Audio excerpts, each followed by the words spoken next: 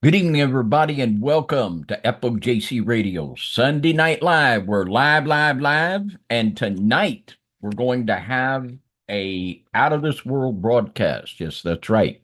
We're going to be talking about this week's UFO hearing. We're going to be talking about what's going on in this field of UAPs, as they're now called. But there's a lot happening, and there's a lot that's going to be soon happening. So we're going to be on top of it this evening. And as always, Brian Reese is joining me tonight. Brian, thank you so much for being a part of this broadcast.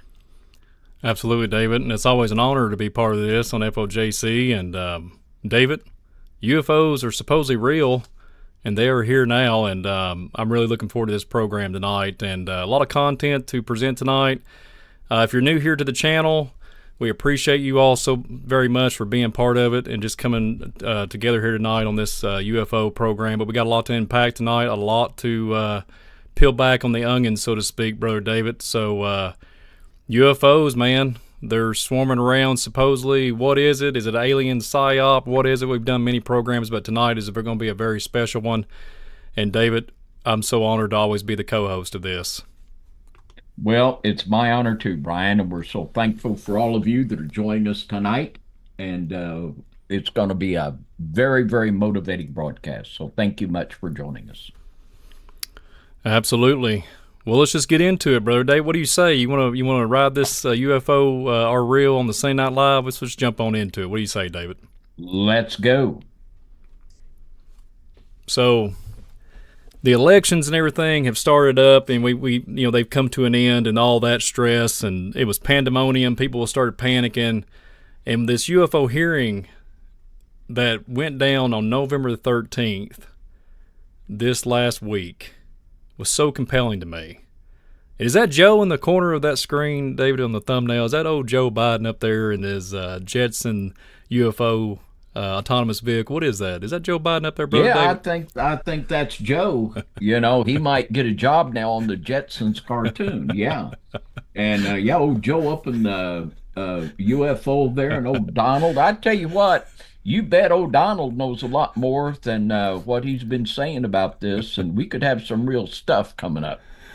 I We agree. sure could. We might have some big disclosures coming up. I agree. And Trump's looking at him at the binoculars. But speaking on a serious note, Donald Trump, he's been elected. He's going to be the 47th president of the United States coming up.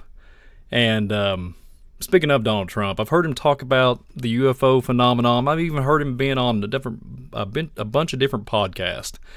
And he'll talk about, I know a pilot, or I know a Navy operator, or something to that level. He'll say they're good people, right? And he'll say something on the lines, yeah, like, I don't know. He's not too big on the UFO phenomenon, but he's aware of it.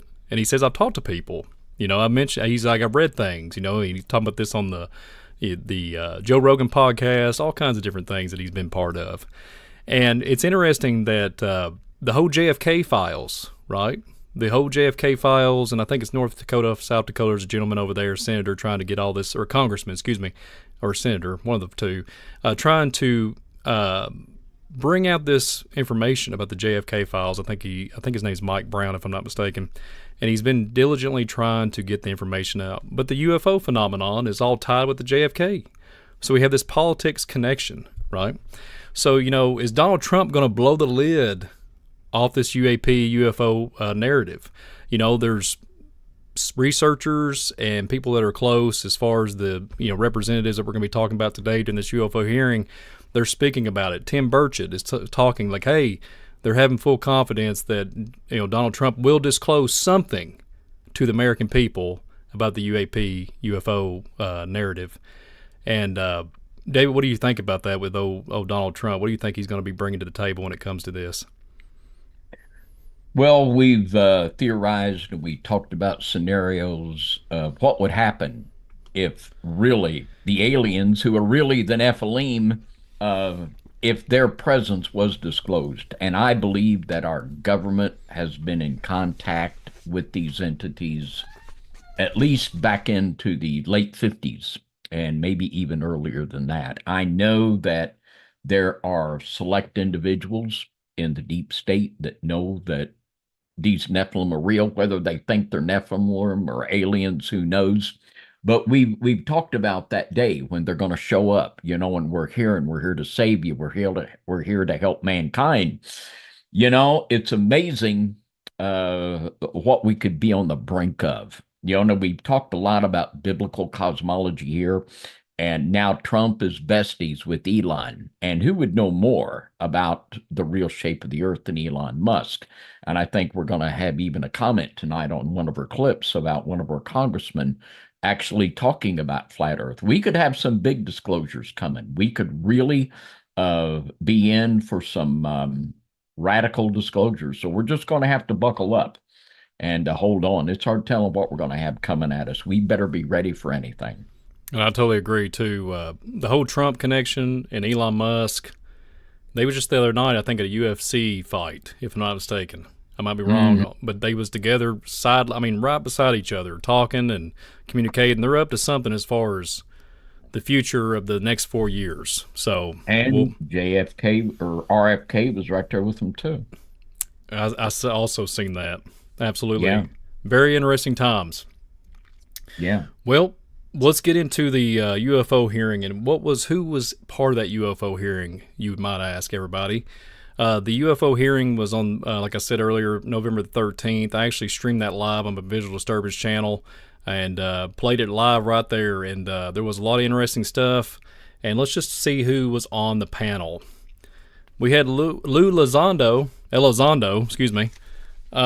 Tim Gallaudet, and we had Mr. Mike Gold, a former NASA I did that on purpose, NASA official, and then we have Michael Shellenberger, writer advocate. He's an author. Well, that was interesting, Brother David. It was very interesting to listen to these gentlemen speak. But the top one, the number one on the list here, Lue Elizondo. Let's just really dive into who he really is. Let's just go there and dive in and see what he's about, is what he has brought to the table, and his classifications and whatnot.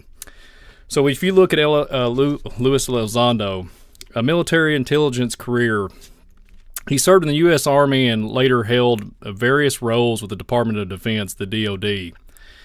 He specializes in counterintelligence, terrorism, and security operations during his career, working in multiple locations in the world.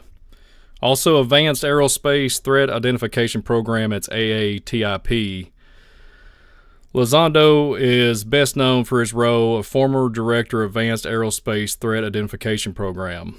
He's a Pentagon. He worked for the Pentagon in investigating UAPs, and operated from 2007 to 2012, studying encounters between the military personnel and unexplained aerial phenomenon.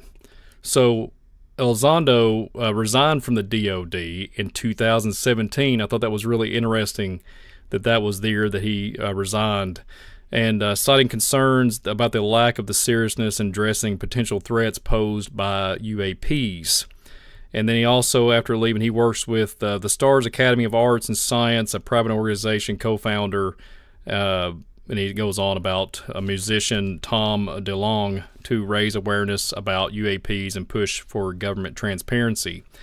So when you look at this and you really evaluate what was going on, and Lue Elizondo, he's been an advocate. He's been really pushing for transparency. I would say that he has a lot of information. I'm not going to, first of all, before we get really deep into the program, I'm not going to desecrate or any of these individuals that we speak about tonight. I'm going to try to speak in a serious form.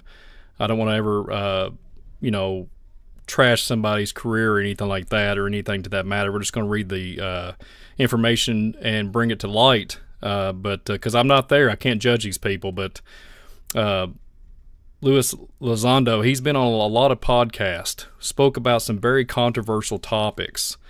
And to me, Brother David, what do you think about this? Because he's come out and speaking very boldly. He says, that his family's in danger if he speaks about certain programs. And I think he's even wrote a book, and I think it's called Imminent. And I think he talks about several things in that book, classified, unclassified things. And I think even in the book, there's paragraphs that are grayed out that he's not able to disclose to the public. But what do you think about this gentleman, and for him just to come out of the blue and start being full bore as far as getting the information out, and especially having all those credentials and everything with the Pentagon and everything that he's had to see with his own eyes, and the experience that this gentleman has?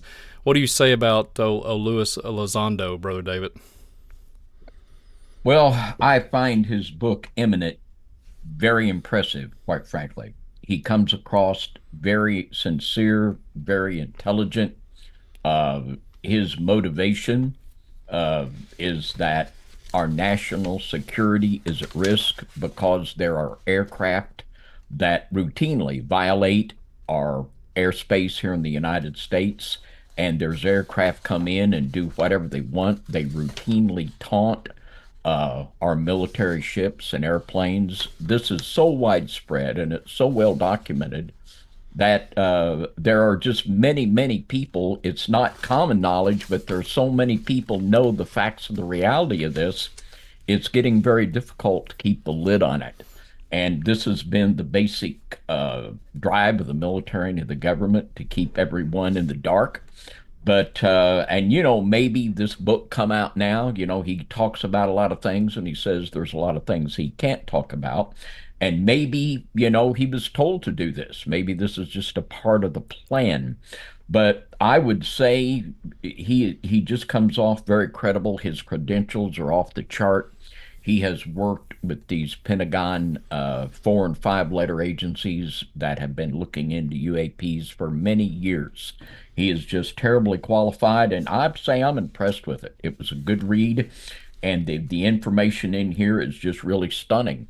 And it is just an absolute fact that routinely our airspace in America is violated by craft that taunt our airplanes. And there's one instance he documents here that took place in the 2004 off the coast of San Diego, and the Nimitz carrier strike group, which was the aircraft carrier Nimitz and 5 other very sophisticated ships in that carrier battle group. Well, as they were out there within 2 weeks, they had over 100 UAP sightings that were buzzing this carrier strike force. And then they had like what was like 14 UAPs coming together in formation against them, and they scrambled the jets. And there were 4 jet fighter pilots that got eyes on a UAP that was about 50 feet above the water. 4 of them, they saw it, and usually, you just see the streaks and zip zap and away they go. But there were 4 fighter pilots in 2004 in this carrier strike group. They all got eyes on a UAP. They said it was about the size of a semi truck, about 50 feet off the water. So, this is just one of many, many, many instances. It's a fact that these things exist. It's a fact that it's happening in increased frequency. And as to what they are, we're going to look to the Word of God with this, with everything else, for our determination and analyzation. But the fact that they had this meeting here, it just shows that it's getting hard to keep the lid on this. It really is, because just too many people know, and a lot of these things, they're now circulating. The military has emails and communication systems that's just within the military. And a lot of these things are circulating to where it's leaking out the absolute facts of this. And there's too many credible people that are coming forward, and there's photographic evidence. I mean, to answer the question of the thumbnails, UFOs are real and they are here.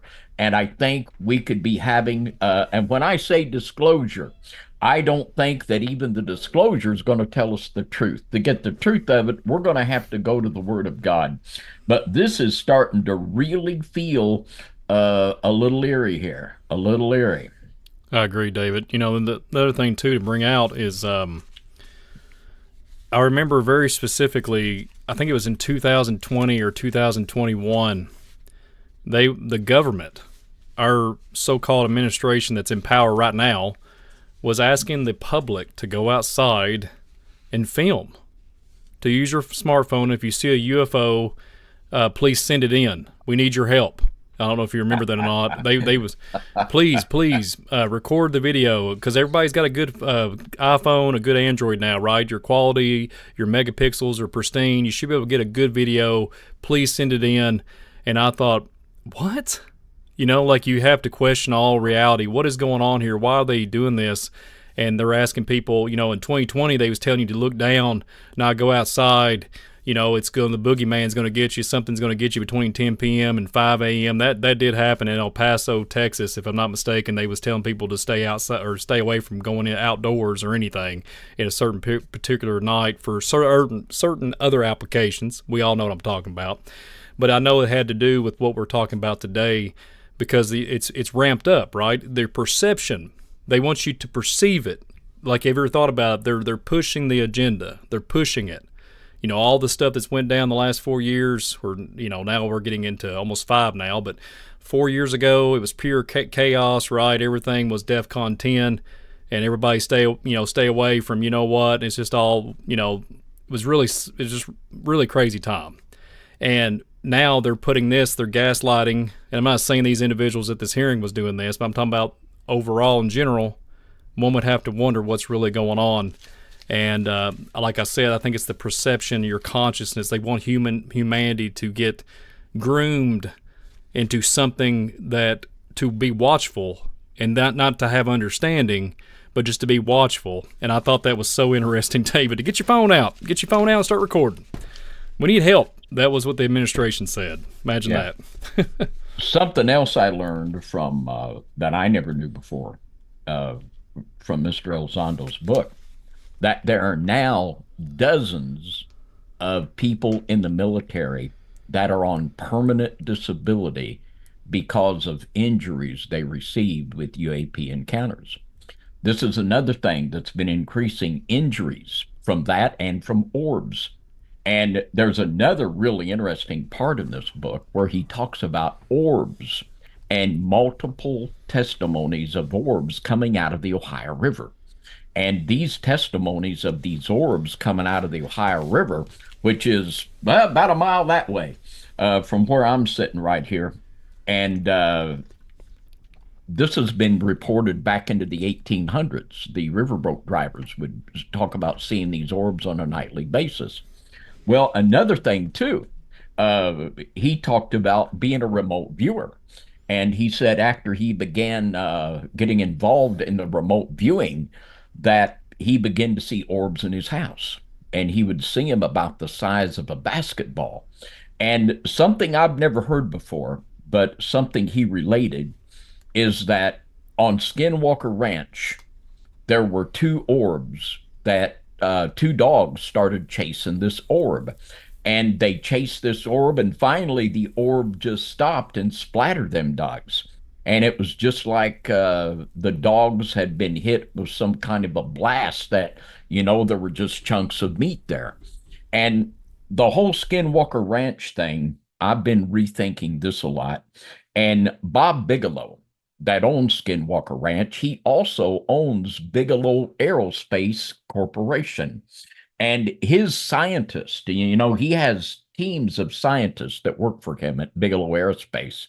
And he is the one that actually compiled the list for the government of people that have been injured in UAP incidents. So, there are just a lot of things there that lets us know that there's a lot of people that know a lot more than what we think.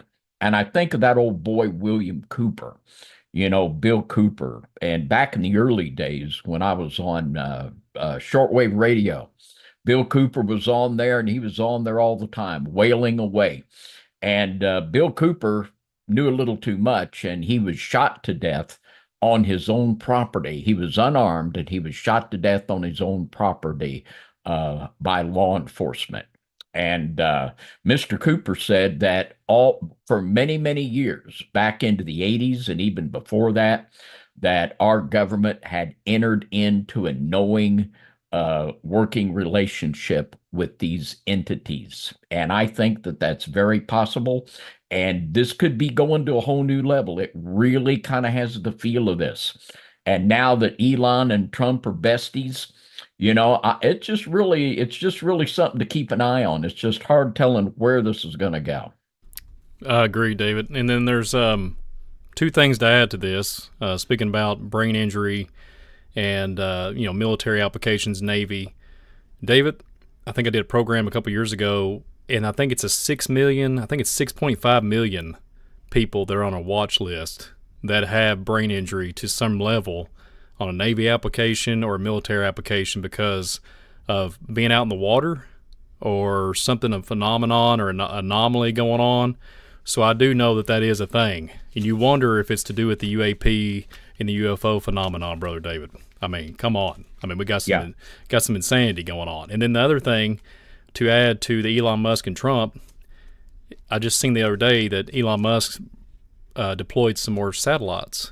So he's building a grid. He's building an infrastructure. Okay, I'm talking about I'm not trying to give boast to put him on a high pedestal, but the man has pulled off an endeavor. He's pulling off technological advancements. Let's just face it. I don't know how he's doing it, but he's doing it to some degree. He's got billions of dollars at his disposal, and he's working to set up a grid that I think has been done so quickly since 2020. That's another thing. That 2020 mark, everything started accelerating, right? With technology, rockets, whatever.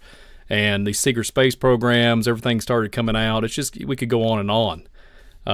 But yeah, Dave, those two things right there, very compelling, very compelling.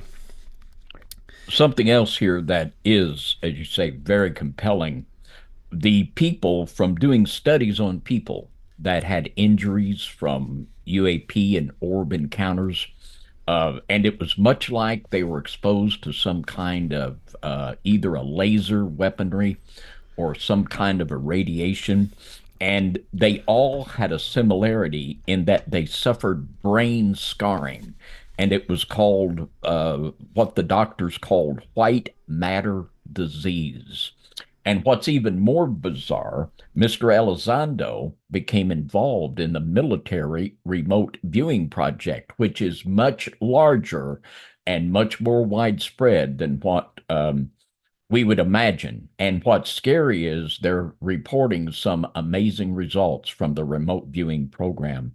But anyway, the people that were involved in the remote viewing program, they underwent tests and they had the same white matter disease and brain scarring as the people did that were involved with the UAPs. And I think this is the reason for that, is that people that get into remote viewing, which is nothing but allowing a spirit to bring you in contact with things, and this is very close to out-of-the-body experiences, OBEs, and you're literally coming into direct contact with devils. And it doesn't matter whether you think you're doing it for a good reason or not. You are turning over your soul and your spirit to devils, and it literally is scarring their brains. So this is a serious thing. And this applies to many areas when people bring themselves into things that will put them in direct contact with devils. You're going to mess your mind up. I mean, and this isn't theoretical. This is permanent damage to the brain that has been medically documented. So this is serious stuff. And it looks like this whole thing is going nowhere but postal. I agree, David. And one thing to add on before we move on, brain injury, MRI, and I will tell you, when they speak about it on a document, they will call it an artifact. When they find white matter like that, they will call it an artifact, David. That's all I'm gonna comment on. We're gonna move on here. But yeah, imagine that, they call it artifact in the medical field. Let's move on. Yeah. Moving on. Okay, so Tim Gallaudet, So we have this individual here. This is another gentleman that was on the list and was there at the UFO hearing here in 2024. This gentleman here is an oceanographer, meteorology, and environmental. He used to be involved in environmental things, and also retired rear admiral in the U.S. Navy, and is well known for his expertise in earth science and leadership in various scientific and environments. He also has a span of 3 decades where he worked on advanced Navy understanding of ocean and different science with that, and then NOAA leadership. After retiring from the Navy, he served as an assistant secretary underneath the administration. I think he worked underneath when Trump was the 45th president at the time. I think he worked in that administration. And he's got a lot of credentials. The gentleman speaks very fluently, and he knows his stuff. Okay, but I will tell you, I'm not trying to, like I said at the beginning here, not to put down on the gentleman. But I will say, Brother David, when I seen him speak the other night, or the other afternoon when they did the UFO hearing, he was very on edge. He was nervous. He wasn't as charismatic. He wasn't flowing. There was stuttering. It takes a lot to get in front of all those people. Heck, it takes a lot to get in front of what we're doing here tonight. Yes, it takes a lot, right, to get it does to get behind air. And I give a lot of grace, but the gentleman was he was kind of reserved, and he was stuttering in certain shapes or forms, and there was certain questions where he would get so frazzled almost to a certain extent where he wanted to deflect it to the other individual. I never seen him shake. I never seen him get so shooken up. He was very not on his A game, so to speak. But he did have a lot of information to disclose. But I wouldn't say it was the highlight of the event that went on in the UFO hearing. But I would say that he was a little shaken. What do you say about this individual, David? Because he has a big background, Navy, admiral. Mm-hmm. He's got a lot here underneath his belt as far as what he's done and served.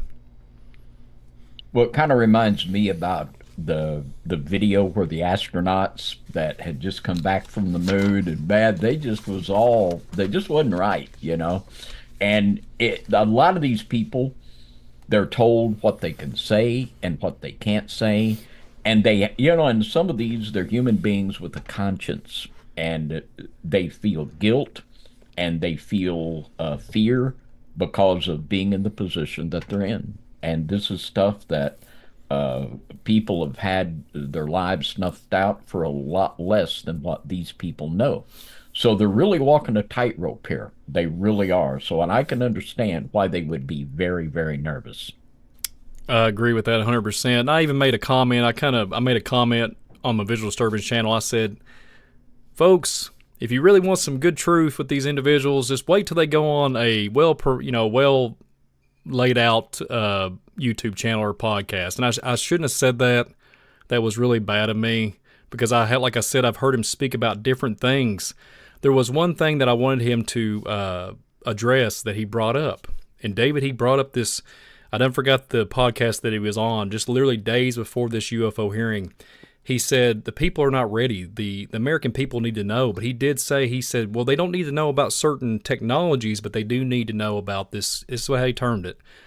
It said, I think it was new natural reality. He said there was a new natural reality, and talking about that there was a place to go, right? But during that whole UFO hearing, he said nothing. I thought he was going to build it up, the anticipation was there. I thought, man, he's going to do it, 3 days, I think it was like 2 or 3 days before this hearing, and he just completely shut off and didn't even talk about it, specify anything. And David, that just blew my mind. He was very, he must have been wanting to do it, and then all of a sudden, like you said, the powers that be said, hey, you can't talk about this certain thing. And I don't know, David. And isn't that the disclosure that's coming? This new natural reality, when they're going to disclose that, yes, these entities are real. They're here now. And we've been talking with them for a good while. And I would like you to meet Mr. and Mrs. Nephilim here. And of course, they're not going to tell you they're Nephilim. They're going to say, well, boy, this is This is great. We're going to learn so much. We're going to be able to make even more handy dandy appliances for the everyday housewife. And it's going to be spun in a good way. And, you can just, this new natural reality. Well, what would that be? But the people that are really behind all of these UAP aircraft, that now there's so much information there, you can't deny the reality of it. And I'm gonna speak very stern here. When there's individuals that do production companies, and there's a Netflix movie that supposedly made a lot of money and was high on the top 10 list for a long period of time, leave the world behind. That's all I'm gonna say. And they allude to these different subliminal messaging and everything that goes into that. These individuals want us to believe that our world is not fun no more. That God made us in His image, but we want to get rid of that. We can do that in a lab. We can change everything, and we can change it down to a nanoscale level, and it's just no fun no more. Don't go outside. Don't do all this fun stuff. Don't do what God intended for you to be. They don't want you doing anything like that. They don't want you going out into the woods. They don't want none of that. And it just blows my mind that it goes back and makes me think of the book of Jude, David, that they left their first estate, that the angels left their first estate. And it gets me really fired up because the reason, when you think really logically on that, they left their first estate and now they're here, and you think about what they had and then what they're going to, let's just go there. The Enoch narrative, when it talks about their at Mount Hermon with the oath they took, they're trying to change the consciousness of mankind. They're teaching man certain things that supposedly helped him. Let's just say that they supposedly helped him on a survival tactic and different applications to forge and all these different things. But I think it's led to different applications when you are looking into they're like this said, the new natural reality. They're trying to make the transhuman phase, trying to make immortality in a different way instead of not even going what God Almighty wanted. They're wanting to go a totally different route, and it's very scary that people in this world now are literally getting in really down and out. And I would really tell everybody to go outside. There's all kinds of things to do. There's all kinds, even if you live in the concrete jungle of Chicago, as far as wherever, there's no trees or anything like that. It's just all asphalt and nothing to do. It's all doom and gloom. You can still go and find things. There's things around but the powers that be have told us not to go look. They don't want us to do anything. They look at us like we're beast. And that's like I alluded to with the fallen angel narrative, their first estate, and now they're trying to change our estate and wanting to configure it in a different way in a new alternate reality.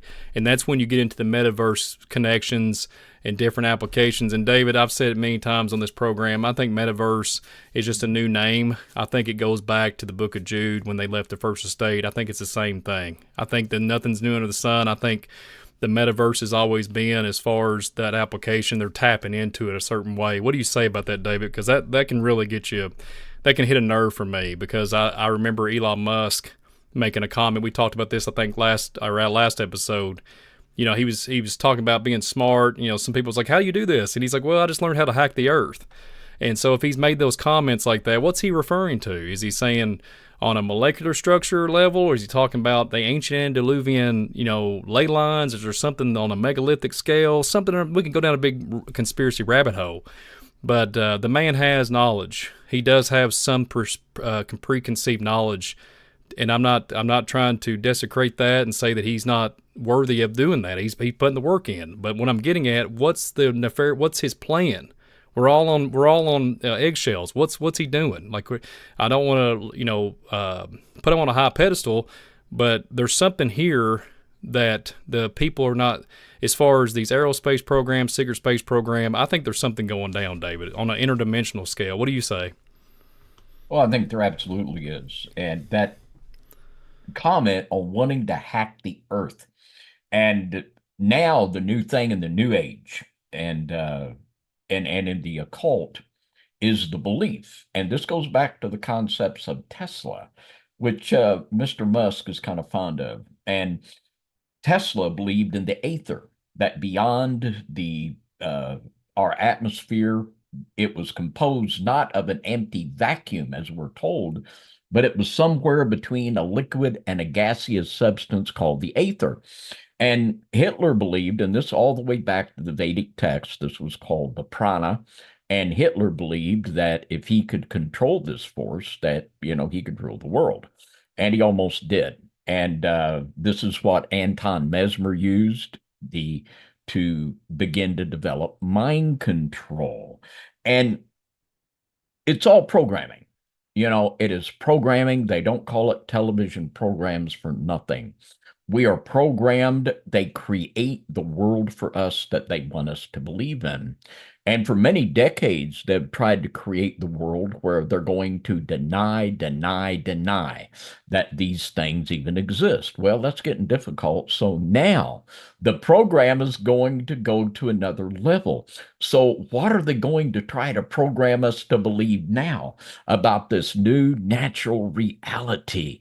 Yeah, and you can bet it's not going to be what the Word of God tells us. That's why right now, he that hath an ear, let him hear. You need to get a hold of your Bible. You need to find biblical answers for these questions. And it goes back to the basic fact. We did a Sunday Night Live on the Sethite theory. If you've never watched that, you need to go back and watch this broadcast, because it's crazy that something as clear as the sons of God and daughters of men, and how the fallen angels actually cohabitated and impregnated human women, the hybridization program, which we're going to be talking about before this broadcast is over. But the majority of theological cemeteries in America deny the truth of the Bible, the plain truth of the Bible, and they teach this Sethite theory. And the majority of the preachers do also. And this is hiding the truth, and the church, once again, instead of being on the side of truth, they're covering up the truth, and they're suppressing the truth and unrighteousness. So here we are. We're the watchman on the wall. We're saying, he that hath an ear, let him hear. Get your Bibles out and read what it says. We've been saying this for a long time, that the Nephilim will return. Well, it might not be too unlike that old science fiction movie where they come down and landed on the White House lawn. And indeed, it was in 1952, when I was 2 years old, they had an unbelievable flap of UFOs over the White House. Tens of thousands of people saw them for several days, and they wind up saying there were nothing but a flock of birds. Well, I tell you what, get ready, because it looks like you can kind of see.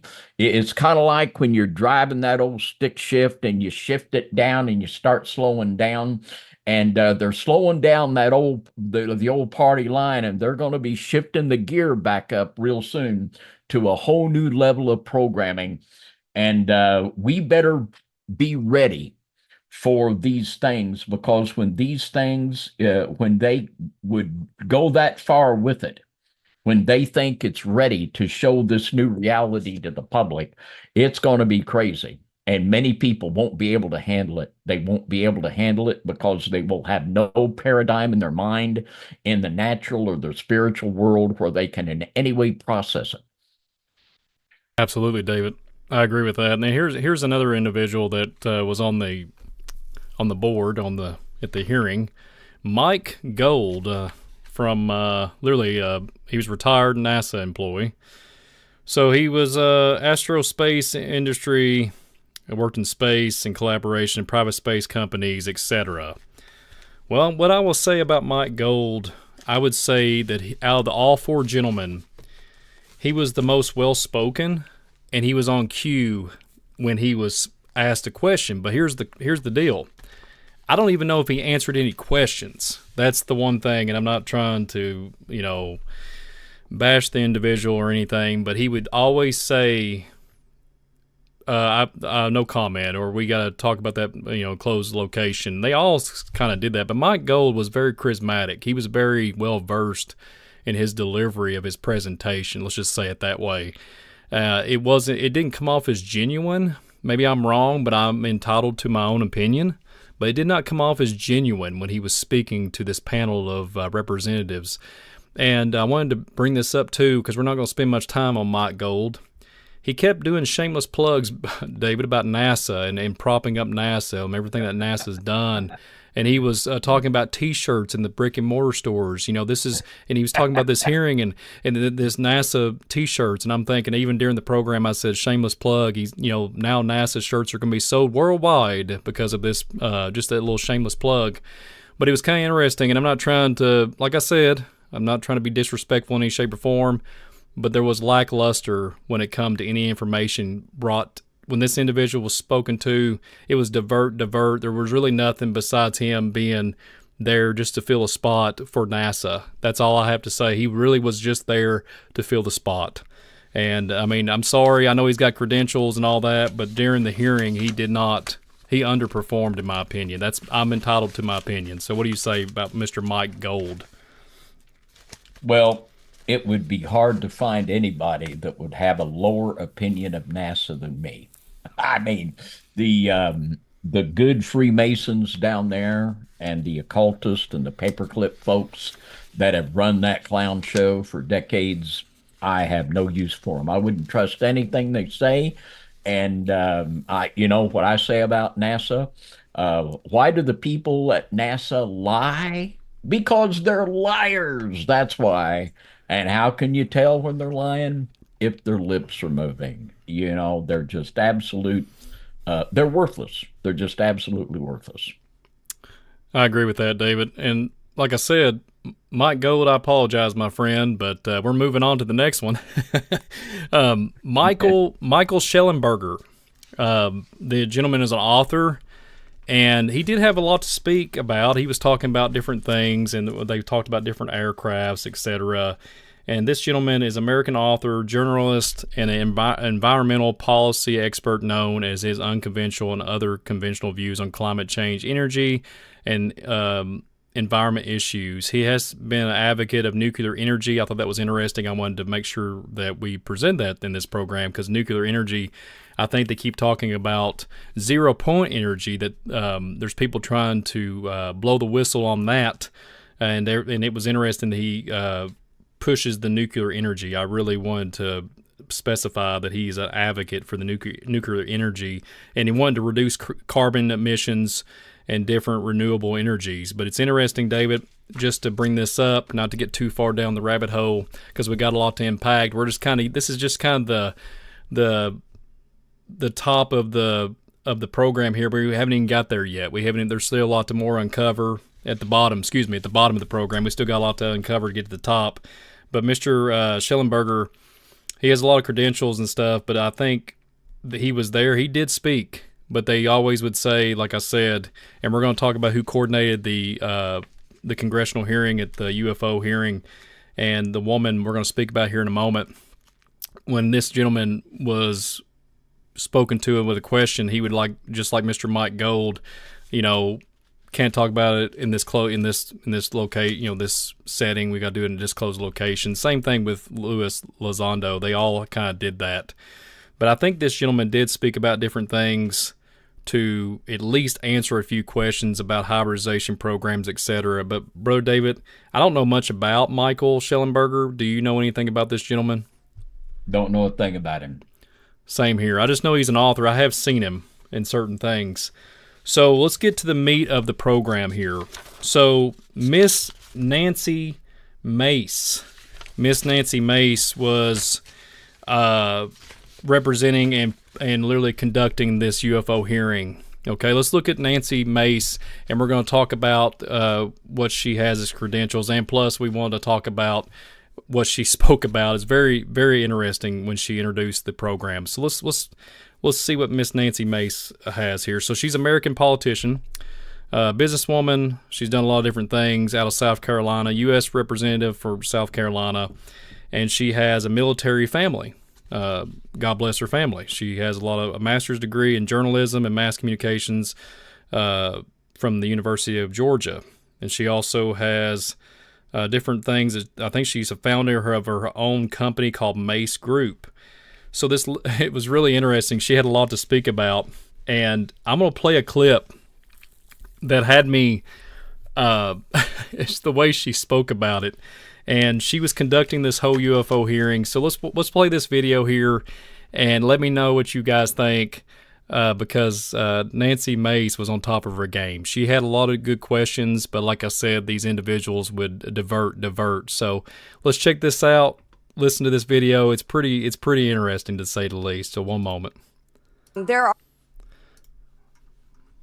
Well, if I can get the right video up here, hello. But one moment, folks. And I would now. All right, here we go. One moment. Now, committee staff asked me to go ahead, and I will do it, to enter into the congressional record this 12-page document that Michael Shellenberger brought today that describes the Immaculate Constellation government program. So we will do that now. Every member up here has a copy of it. The first section talks about the unacknowledged special access program called Immaculate Constellation, and the second section about USG imagery intelligence. And Representative Luna just told me if I say Immaculate Constellation, I'll be on some list, maybe a FISA warrant, so come at me, bro, I guess. But without objection, entered in the record. So with that being said, she said a certain term. I kept saying immaculate, and during the program, whenever we introduced the live feed on the Visual Service channel, I said, don't say it. You know, I was kind of poking at it a little bit, but she was real serious, and she said, come at me, bro. It was kind of comical. You heard everybody laughing. But this immaculate, you know what, starts with a C. You heard her say it. We're going to talk about that for a minute. We're going to really see what's going on. So this term, it's interesting that this UFO hearing actually brought this to light, but it's interesting that I heard about it about a week prior or two maybe. And now everybody knows the lid has been taken off of this so-called program. So speaking of a program, so she spoke of this immaculate, you know what, and so this jellyfish. So everybody knows the infamous jellyfish. Some people say there's a lot of theorists out there and speculation that it's a booger on a screen. I kid you not, David. I kid you not, audience. They would say that it was a booger on the screen. I'm not making this up. I thought it was comical when they brought that up. So, in that, I don't believe it in one shape or form. So this immaculate, Mr. C. So its report described a type of UAP that is organic, resembling a jellyfish. This is in that Immaculate C report, and with hanging downwards, it looks like some type of, I don't know, it almost looks like an octopus kind of thing. It's like tentacles and stuff like that, something off of a sci-fi movie. And they're relating to the jellyfish report. So this jellyfish report, they're saying that this is like a plasmoid kind of like entity or craft kind of thing. And there's a lot of reports on this with the military personnel. It's not a balloon, it's not a plane, it's not Superman. But a lot of military personnel was talking about this. They had different angles with the jellyfish and different sightings all over this base. And it was just interesting, Brother David, that is mentioned in the Immaculate C report. And I thought it was interesting that the Miss Nancy Mace was saying that she would be on a list for saying that term. So, David, what do you say about this? Because what is it? And they're saying that it goes deeper than that. I can't even speak about some more about this Immaculate C report because we got to watch for YouTube purposes. But there's a lot here, and it's very intriguing to say the least. Well, there's also, and this is something that the Bible and Mr. Alonzo brought out in his book, that there's a strange affinity between these UAPs and water.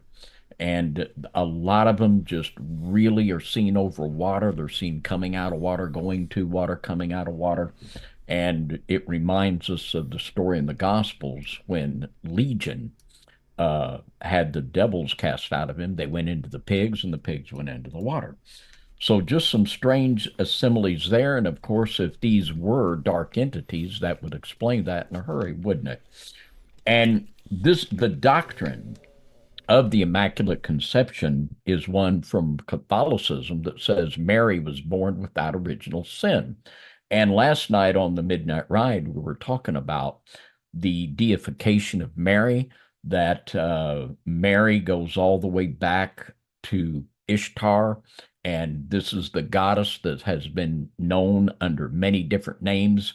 And it was Lucifer that was worshipped as the planet Venus and the feminine. It's not just Lucifer, it's Lucy in the sky with diamonds. And she's cooking up a little poison bread for you in the kitchen there. So there's a lot of things here that would make sense why they would call it that. And it's just really bizarre, and it just has a real stink to it that there's so many of these things that are just now beginning to surface. And if we're beginning to know this much, how much do we not know?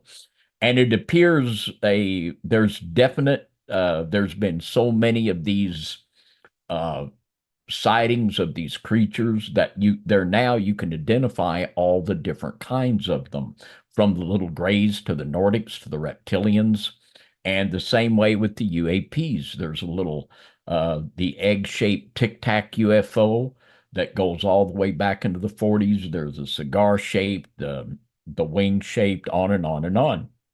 And there's been so much of this that it's just getting to the place where we're here ready for even the politicians. And some of these people are honest-hearted and they want to get to the truth. And it's getting kind of dicey here, getting kind of dicey. Yeah, I agree, and I think they're coming to a realization too. Some of these individuals, they're speaking about in terms the Bible, right? I've heard them talk about Ezekiel and different things that we would speak about, right, on Underground Church or even on ACTV, right? Like certain things that you've been talking about for years.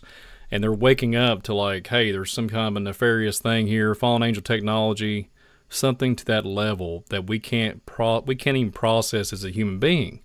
And the last, I think it was in 2023 in July with that David Grush, even those individuals that was there, I think Tim Burchett, that's part of this UFO hearing, he was there in this new one, but Tim Burchett was speaking, and all these, they had disclosed location, closed room settings, talking about interdimensional hypothesis. So they had these interdimensional conclusion that there's something going on in our reality. And it reminded me of what we talked about earlier, this new natural reality. And one thing to bring up, I don't have a slide for it, but I remember very specifically, I'm not trying to prop this man up, but the Pope that is in power today, Mr. Francis, was talking about apparitions or things that would go bump in the night, so to speak. And if you start seeing these things and talking about on an application that was just released this year, I think, if I'm not mistaken, and him talking about seeing these things and what to do and how to, he was trying to do his little Victor of Christ configuration on it to maybe put a swing on it to not have people in pure panic, but that did happen. So what's that? And that's grooming. We can go into, the Blue Book that came out not so long ago. And darn well that this individual, Mr. Pope Francis, they're a big advocate. And we're going to speak about a little bit about that. They're a big advocate for UFOs. I mean, Pope Francis, he even come out and said it there not too long ago. Was it several years ago, talking about he would baptize aliens if they showed up. And so what's that? They've been grooming us for a long period of time, and I don't know what else to say about that as far as there's evil intent and demonically charged in some state. There's some, new natural reality. The new natural reality is that Starfort location with that fortified Starfort Vatican facility it's got evil written all over it. I'm so sorry, but that's just the straight truth. Yeah, that Jesuit-controlled facility out there at Mount Graham with the Lucifer telescope. We've got the Lucifer telescope and all of this stuff. They have admittedly been attempting to contact this new reality. You better believe they believe it's real. And Mr. Francis, you can just tell by this guy talking, he's not in contact with the Lord Jesus Christ, but he is in contact with a dark spiritual reality that totally motivates this man. And sad to say, it motivates this entire organization. It has gone south. It has gone south, my friend. And The only thing that I could say to anyone that's still involved in Catholicism is get out, get out, and get out quickly. It's going to take you down. Amen, David. So, speaking of Miss Nancy Mace, we're gonna play another clip of her introducing the program and the introduction of Lue Elizondo, and then we're going to talk about another representative and what she had to say. But check this out. This is a pretty interesting clip, so it's a few minutes long. So just we'll be right back. I will now recognize Mr. Elizondo for his opening statement. Greetings, Chairwoman Mace, Chairman Grothman, Ranking Members Connolly and Garcia, and members of the committee. It is my honor and privilege to testify before you on the issue of unidentified anomalous phenomenon, formerly known as UFOs. On behalf of our brave men and women in uniform and across the intelligence community, as well as my fellow Americans who have awaited this day, thank you for your leadership on this important matter. Let me be clear. UAP are real. Advanced technologies not made by our government or any other government are monitoring sensitive military installations around the globe. Furthermore, the U.S. is in possession of UAP technologies, as are some of our adversaries. I believe we are in the midst of a multi-decade secretive arms race, one funded by misallocated taxpayer dollars and hidden from our elected representatives and oversight bodies. For many years, I was entrusted with protecting some of our nation's most sensitive programs. In my last position, I managed a special access program on behalf of the White House and the National Security Council. As such, I appreciate the need to protect certain sensitive intelligence and military information. I consider my oath to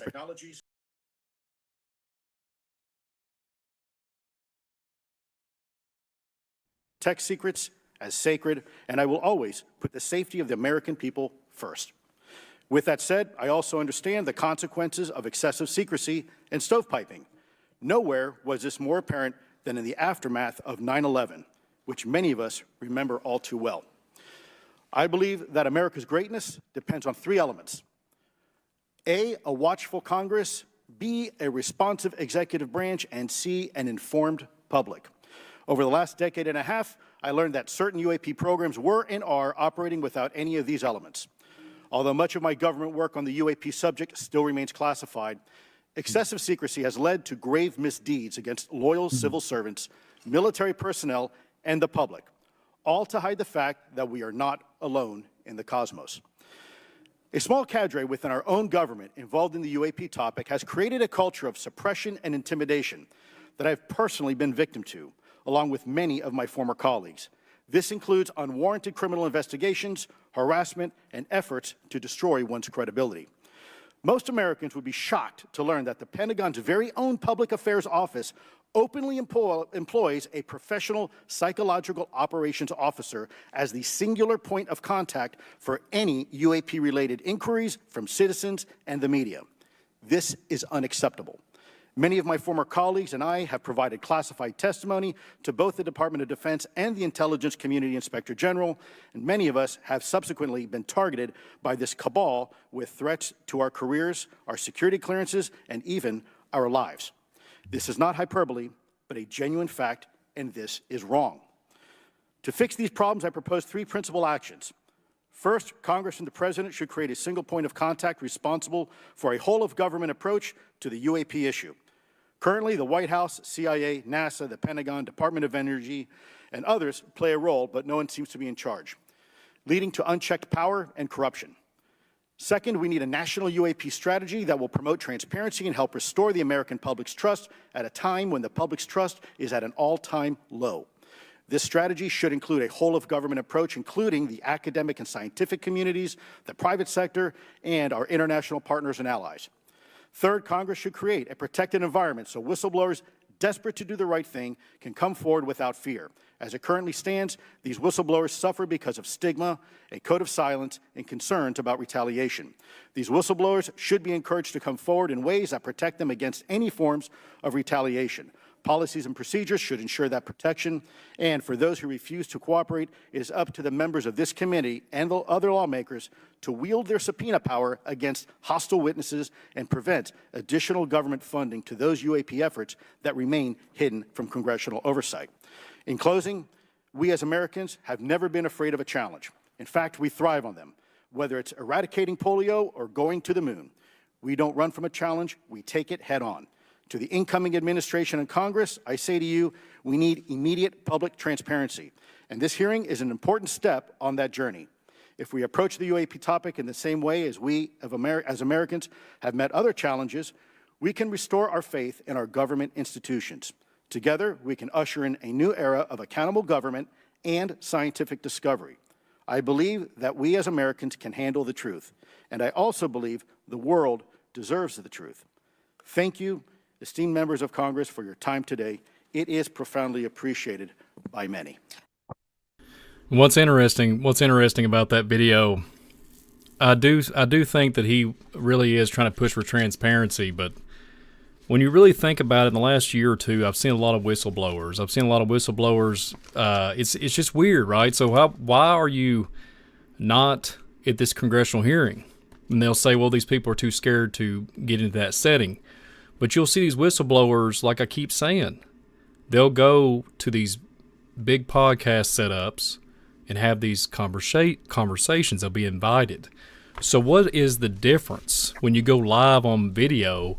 What is the difference? Is it the building itself? Why are these whistleblowers allowed to go do this? But this congressional hearing should have been like the mainstream media, right? They should go right to the room and be able to speak freely without being, disrespected or, discredited. And I don't know what to really say, but Lue Elizondo, I think I agree with some of the statements he said. But the 2 points I want to point out here, Brother David, he mentions 9/11. He mentions 9/11, and he mentions something else about, it starts with a P, but I'm trying to watch what I say. We have to watch what we say here on the YouTube policies, but he says something about polio, right? So he talks about that, and it's interesting he brings those up in scientific advancements.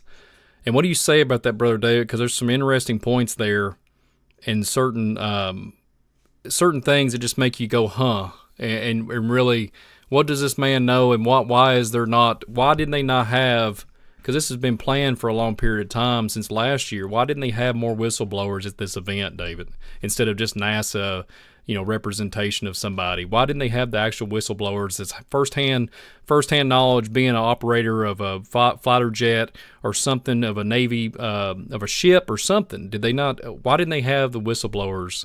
What's going on here, David? Well, the whole deal there was just a shade above a whole lot of nothing. And, a lot of people are blowing the whistle because somebody hands them the whistle and tells them to blow it. And as with all things like this, whether it's SRA or whatever, there's a tremendous amount of disinformation. And there's a lot of people that are just looking for 5 minutes of fame that will just go on a podcast and say anything. So you have to really be careful to evaluate your sources, and sometimes there's just no way to know. There's so much muddiness in the water. So it's a theater. It's orchestrated, and it's just a continuation of programming to. And I think what they're doing, I think they're preparing us for a revelation of this new natural reality. I agree, David, and it's very interesting, and it makes you wonder where we're headed here in 2024. I mean, they keep alluding to 2025, the great shifting, the 2030, what that was supposed to happen. We're talking about AI, quantum physics, quantum, entanglement, and different type of technological advancements. And I heard that they sped that up. I heard it was in 2030, but I'm hearing that they're pushing all their chips in one place, so to speak, for 2025. And it makes you wonder why they're gearing up for this, whatever's getting ready to come, And I've heard, even speaking of Lue Elizondo, there was a podcast that he was on not too long ago, and he was talking about something that would happen, and he couldn't comment on it. He could not speak about it. He was talking about, like this gentleman asked about, is there going to be an alien invasion? There's going to be Apophis, a meteorite, which we and you, meteorites and all that. Me and you see them our whole perspective on that is different than the world. But when this gentleman was asking about meteorites and different cataclysms coming, and he was like, there's something going to happen before that. And that's why he was pressing for transparency because that's what Lue Elizondo. I wish I had that clip. It was pretty profound when it come out of his mouth. But I think people are just scared. I think the environment, whoever the powers that be, there's something very nefarious about it all, David. But what is going to happen? I don't know. There's applications in 2025 that are going to be brought to the table on military personnel and different things I've heard about, and it's very interesting times, David. Very interesting times for sure. Yeah, and the information that we're allowed to know is spoon-fed to us, and the things that we're not supposed to know are withheld. And there's another thing here that he wrote about in his book that's documented, and it's public knowledge, but it's not ever been talked about in the news that I know of. But it happened back during the Gulf War. And an M1 tank is a pretty sturdy little vehicle. It is armored to withstand the impact of most weapons. And there was an M1 tank in Kuwait, and there were two M1 tanks side by side in Kuwait during the Gulf War. And there was a small hole that went through, that hit the M1 tank. It went completely through it and out the other side. It entered the other M1 tank, went through it and out the other side. And it just made a very small hole that went through both tanks. Well, this was so astounding that they actually took both of these tanks and they shipped them back to the Pentagon for the Pentagon to study these. And of course, what they ever figured out, who knows? But what it seems like is that these entities will just show us that they're superior and they can do what they want to do. Now, that's not true when it comes to the Israel of God, but that's going to be true when we enter into this time. That's what the Bible says, as it is in the days of Noah, that these entities are going to return and they're going to be able to terrorize most people into doing anything that they want them to do.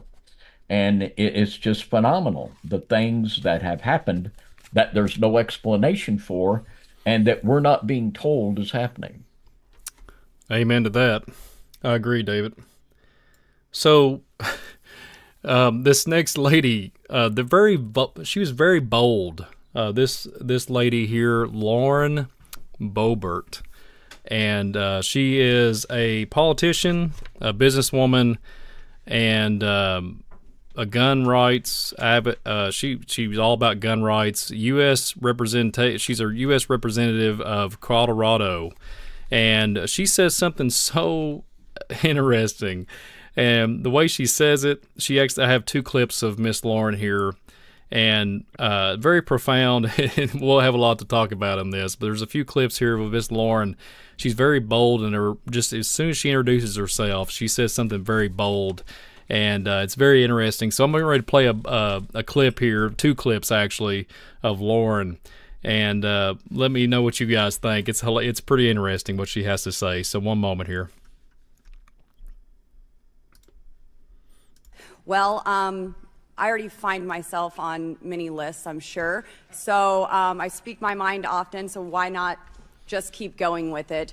May as well just go all out and say it. The earth is flat, birds are government drones, and we've never set foot on the moon, and Joe Biden received 81 million votes in the 2020 election.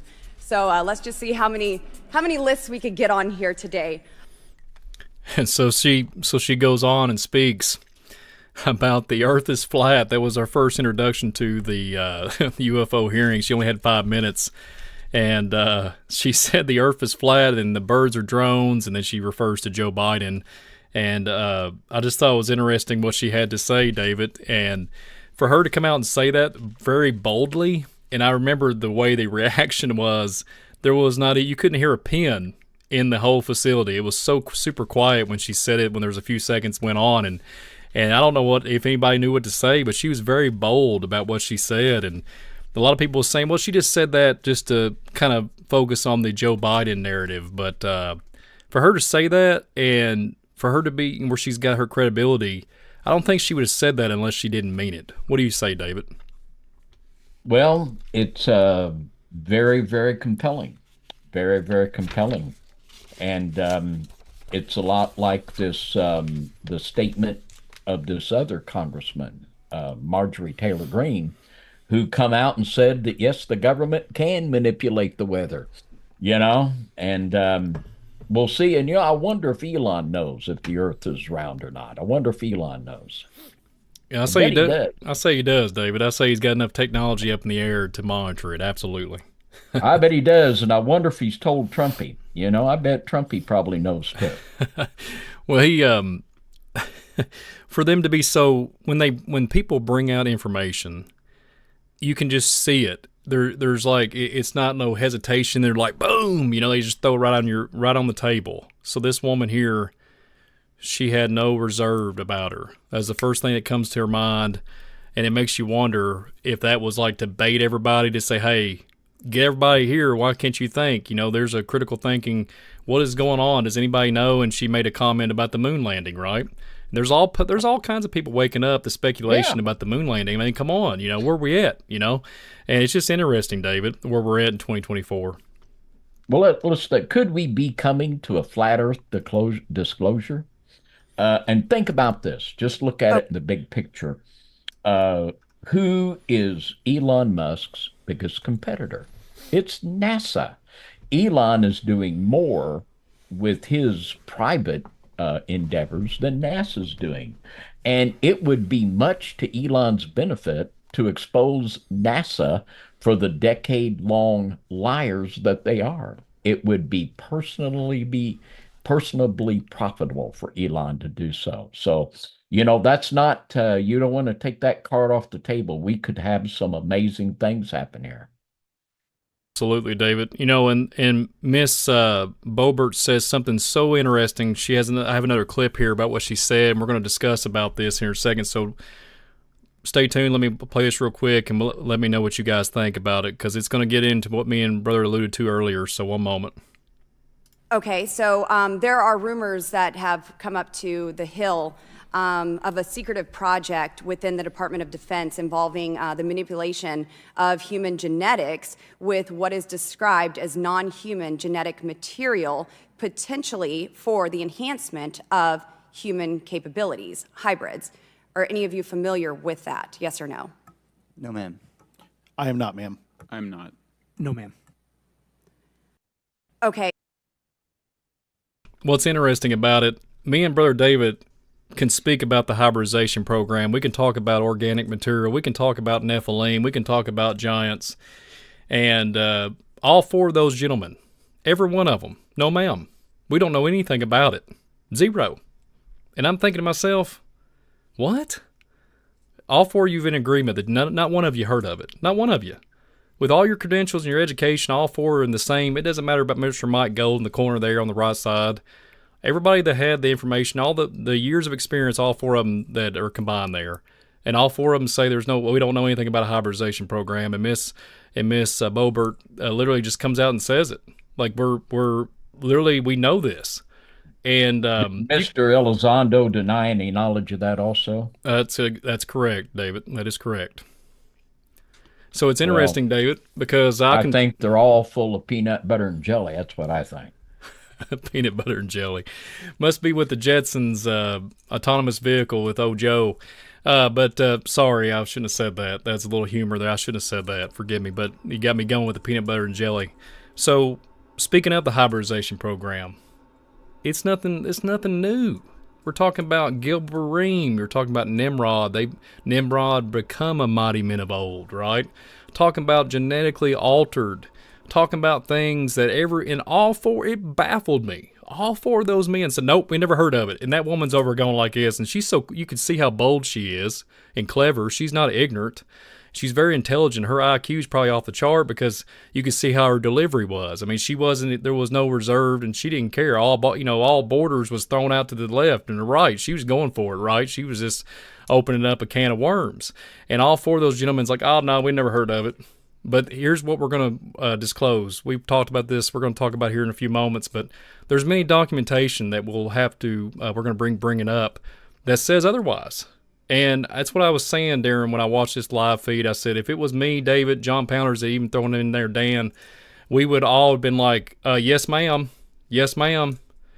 And we're just citizens.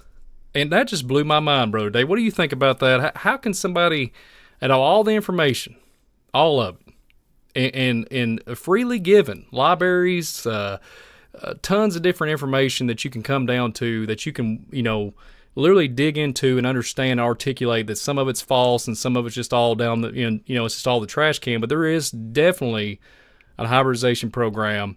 It's been well known. They talk about different things that can, military personnel can they can do things to swim longer, be underneath the water longer.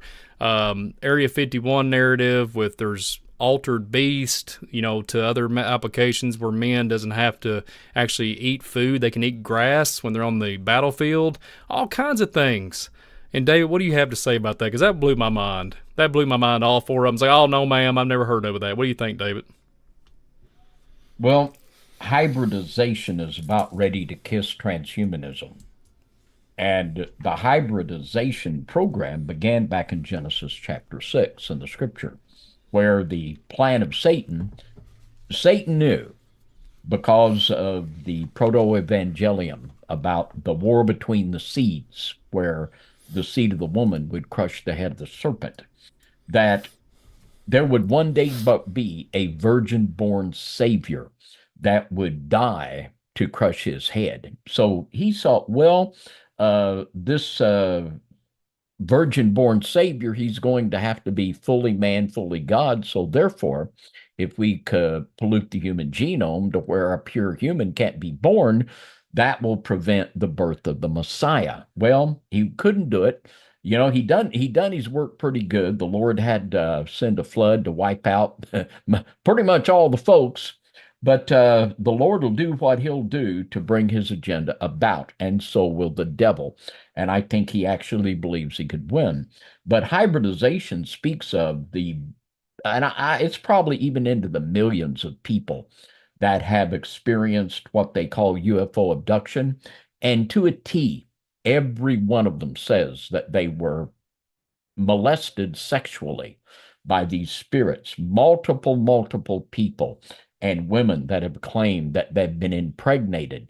And there's even been documented proof where women were pregnant and then they just weren't. Many strange things have gone on, but there's the hybridization program, which is being conducted by the fallen powers in continuing to inbreed with humanity. And then there's the transhumanist agenda, where human beings are taught that by changing their genetics, they can be a better human being, or should we say a better non-human being. And the transhumanist program is being carried on with fallen angel knowledge. And now they're to the place where they just want to absolutely sell the fact that it goes back to the dream of Adolf Hitler. Hitler really believed that he could find the entrance to the inner earth and breed the Germans with the people of inner earth to create the super race. Well, this is still what they're trying to do. And they believe that they can literally, I think there are people that consciously understand that they believe that they can inbreed humanity with these higher level spiritual entities and create a super race of humans. And it's nothing but Genesis 6 continued. It's a nightmare scenario. It really is. It's just an absolute nightmare scenario, but it's real and it's happening right now. And it seems like somebody has put their foot on the gas pedal and, hold on is all I got to say. Get ready. You better hang on to Jesus and start reading your Bible, or you're going to get left in the dust. Amen, David. So with that being said, we've talked about the UFO hearing. We've introduced all the people that was on it. We've touched on a few highlights, which I thought the video went on for a couple hours, 2.5 hours. But have we showed anything about evidence, about what these gentlemen would have said? Oh, we don't know anything about it. We have to talk about that disclosed location. We're going to be speaking about that. We're going to actually talk about certain things that are documented, and it's freely accessible there to the public, and we're going to show it in a few seconds here. So this is nothing new. The UFO phenomenon and everything, this goes back to ancient Egypt, ancient days. This goes way back. And it seems to me that this periodically time frames, like there's like these 100-year cycles, this gets geared up, and they have like top officials talk about it and whatnot. It blows my mind, Brother David. But speaking of the 1900s and 1930s, between that 30-year gap, it's kind of interesting. There was a uptick in aerial phenomenon, and back then the individuals was thinking it was war applications or some type of, something that was China or some other. They always throw out the narrative, Russia, different countries, there must be involvement for, certain things that are monitoring. And there's all kinds of reports on this, and it just blows my mind. But the one that really sticks out is in 1941. 1941, we have the Cape Girardeau UFO crash. So let's talk about that for a little bit. Did you know that this set up in this day in Missouri in the spring of 1941, that the narrative, there was a local Baptist minister named William Huffman was called by local authorities to provide the site of a plane crash outside of Cape Girardeau. So he talks about, upon arrival, Huffman discovered not a plane, but crashed disc-shaped craft that had landed in the field. So here's the kicker. It talks about several bodies were found near the wreckage. So when you go back and look, and especially in 2020, I've seen this, Brother David, they talk about that they come to the conclusion, these ufologists and these different individuals that are the high, on the high stature as far as the social media and out there in the public, Stephen Greer, different individuals, they refer to these crash sites as donations. Not that they've been there, that they've been shot down, because there's always this balloon narrative, and the government will say there's a balloon or there's a plane, and now they're calling them donations. And I'll get to that here in a minute. We're going to show a document here later, talks about certain things that I'd have to agree that they're intentionally crashed for some reason. Because even back then, we did not have the technology. Well, heck, they're still talking about it. We don't even have the technology to do anything with these crafts or these autonomous vehicles, so to speak, or these UAPs. And so it goes on. The witnesses described the craft as a metallic, and disc-shaped, with a seamless construction that lacks rivets or visible welding.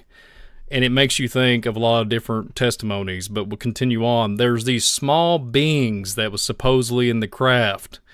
A lot of people in the chat are calling us psyop. I understand. We're just exposing the information here. These small humanoid figures, described as gray skin and non-human, were allegedly found deceased near the wreckage. They were said to be child-sized with large heads and almond-shaped eyes, features even associated with the gray alien archetype. The crash site was reported to a military personnel, and local authorities were quickly removed the scene. The military allegedly confessed the debris and they transported to a disclosed location.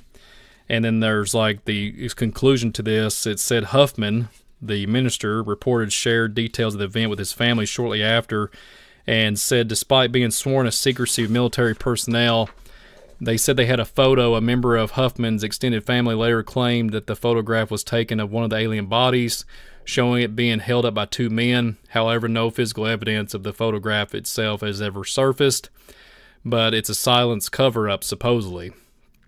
But apparently in the 1980s and 1990s, the granddaughter publicly recounted the story, claiming the grandfather, the details, and all the family's belief that it involved extraterrestrial beings. And, with the man being a religious and truthful man, they added credibility because there was nothing, he wasn't lying about the account, and his granddaughter was taken up for him. But there's always these skeptics, and when they come down to these UFO crashes, because they always try to desecrate and discredit somebody's original report. So, what do you think about this crash site, David? It's just one of many. I mean, there have been so many documented UFO crashes that, and calling it a donation, it could be that they literally crash these to give us a few goodies that we can back engineer some of the tech. I could see that kind of a mentality on calling it a donation. And it's interesting also that in 1941 was the Battle of Los Angeles, where there was so many UFOs come in. They thought it was the Germans, and they unloaded thousands of rounds of ammunition and anti-aircraft there in the Battle of Los Angeles. So, it's been going on for a long time. Rendlesham Forest in England, in Pennsylvania, over and over. There've been a lot of UFO crashes, a lot of them. Well, I guess it got loose. I guess one of them got loose and lost its coordinates, and crashed over in Missouri, David. Yeah. Well, and it's interesting also that one of the theories behind the Roswell crash, they were doing there at a military base an EMP experiment at the time the craft crashed at Roswell. And I think it took off from Antarctica. That's where I think it took off from the base down there with the good German boys in Antarctica. But anyway, they were doing an EMP experiment, and their people actually are beginning to theorize that that could have been what brought down the craft. So this could be a clue to take them down, because they do have vulnerability perhaps to EMP blasts. Very interesting, David. Very interesting for sure. The next one on the list, Kenneth Arnold's sighting in 1947. So this Kenneth Arnold, this was in Mount Rainier on June 24th, 1947. It was a UFO phenomenon. So the sighting, he was a 32-year-old, here we go, private pilot, a businessman from Idaho. So this was in Washington around 3 p.m. Note that it was in the afternoon. That's interesting. He was flying a Call Air A-2 plane on a business trip when he detoured to search for a missing U.S. Marine Corps transport plane believed to have crashed in the area. While flying at altitude about 92,000 feet, Arnold noticed 9 shiny objects in the sky moving in formation. According to the report, Arnold describes these objects as metallic and highly reflective, like mirrors. Crescent or boomerang shaped, thought his initial description was, at first he was kind of confused about it, but traveling at extraordinary speed because the gentleman had pilot and aviation experience. So he, extraordinary speed, but he estimated by just visualizing it that he thought, guessing it about 1,200 miles an hour. So we're talking very high speeds, far faster than any known aircraft at the time in 1947. It was moving I think the way it was reading here, in a formation, but erratic, like it was a saucer. If it would skip across water, which led him to term, when he seen it, it was a flying saucer. That's what he called it in the press. It was because it skipped it across water. He couldn't keep up with it.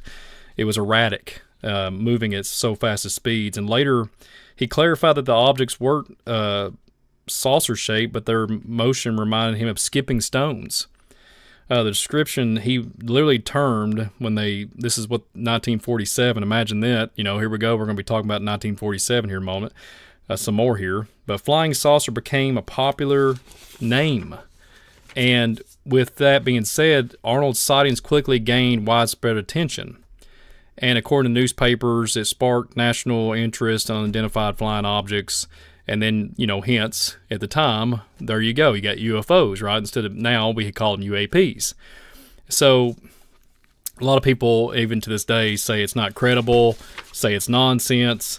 But I would say, like we have the narrative today, I think these individuals that have pilot experience and they're aviators, they know darn well when they see something out of their corner of their eye, because they get trained. You don't get a pilot license and go through training just to make up a bunch of nonsense. So what do you say? What do you think about, Dave? What say you about this Kenneth Arnold sighting in 1947? Well, there's one little afternoon to the Kenneth Arnold story that most people don't realize, but after Mr. Arnold made his statement and went public about what he saw, very soon after that, orbs began to appear in his home. And they began to appear and they just kept appearing. And I don't know if they ever stopped until he died. I don't know. But this is an interesting connection. This is the same thing that Mr. Elizondo, he said that he had these orbs appear in his house and it would do it on a regular basis. And it's just interesting that this orb phenomenon, it just makes you wonder, are these literally little demonic spies that are spying on people? I don't know, but it's just interesting that that was the case there with Mr. Arnold.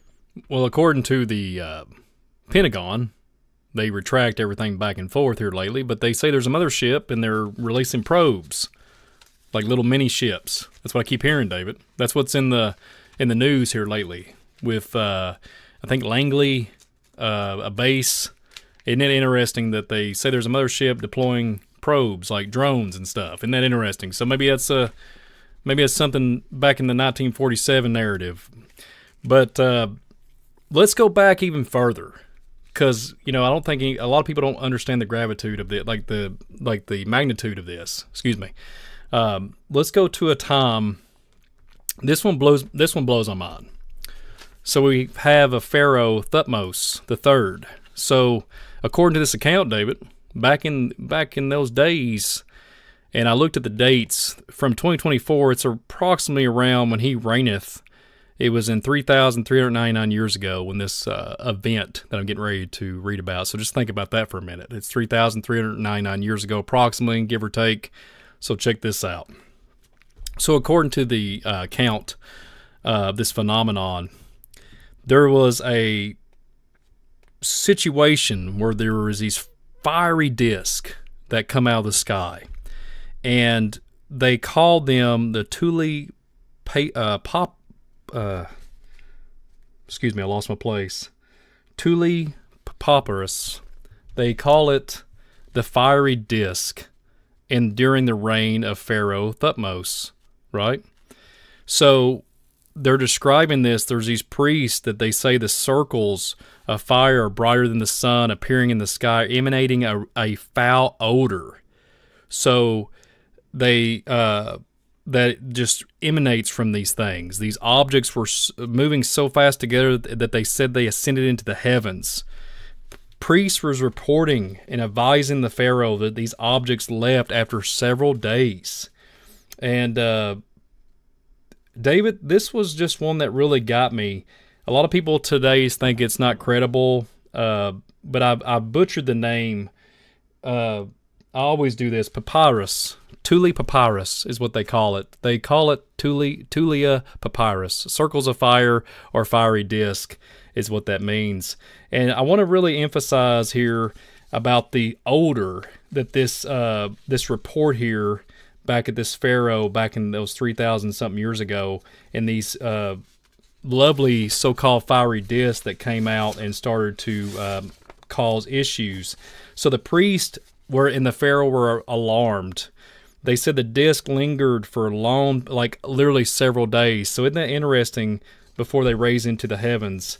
And I just think it was interesting that they called them circles of fire. So David, what does the Bible talk about circles of fire and things coming out of the sky? I know that you have a lot to talk about this, but there's a certain scripture and a certain book that talks about wheels and different things. Could you comment on that, Brother David? Yeah, the book of Ezekiel talks about the wheel within the wheel, and the very word wheel is the word ophan, which is in the book of Enoch. They come right out and talk about the ophanim. And literally, the wheels were a spiritual entity. And there's good ophanim that haven't fallen. There's bad ophanim that have fallen. And the idea here is that this is another real signature that we're dealing with fallen entities. When you study the history of demonic manifestations, there's many, many times this foul stink has been recorded by people that have encountered demonic manifestations. And this is just another confirmation that this is what we're dealing with. We're dealing with dark entities in the spiritual world. Well, speaking of foul odor, so, Brother David, this one. So when we talk about the foul odors of these objects and these entities, you can't make this up. So within the last year, me and Brother John Pounders, we've talked about this several times. There's a strange odor, and you guys live several hours away from me. I kid you not. During the day, during the evening, all throughout this last summer, and periodically it would happen from, a couple weeks, ever so often, you would smell an aroma like it smelled like sulfur. We don't have anywhere around here that has any kind of anything to do with sulfur in my local area. John was speaking about it too. He said, hey, there's something going on. I'm smelling the same thing. And I mean, it would be late. One time it was like at least a 12-hour duration time of this foul odor all throughout my neighborhood. You go out, you go 4 or 5 miles out, it was still in a big circumference area. And I thought that was interesting. And then we went out further out north of here, going, just even in my area, and you could smell it in different exits on the highway. And I thought that was very compelling. And David, has it happened to you? Have you smelled? I mean, seriously, and it was kind of interesting that it happened to be this year when there was a significance. I mean, it wasn't just a little, once or twice. This happened probably 20 or 30 times within the last year. So, David, what do you say about that? Well, I haven't, right here in our area around the barn, I haven't smelled anything like that. But I have when we've been over investigating around the New Baden area, over around French Lick.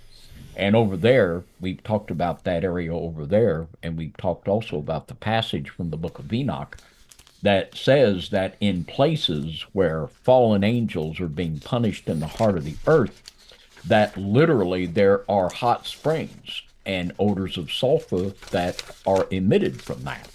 So there's another signature that we, thanks to the book of Enoch, we could connect again with demonic activity. Well, here's my take on it, David. And the first thing I think about, because you could look in the UFO phenomenon, and there's a lot of people that claimed, the abductions and whatnot, they smell this odor like you alluded to earlier. And the first thing I think about is the gray aliens, right? We talked about that earlier when we was discussing the crash in 1941. And it's interesting when you speak about this and you talk about several abduction reports describe a strong foul smelling during encounters.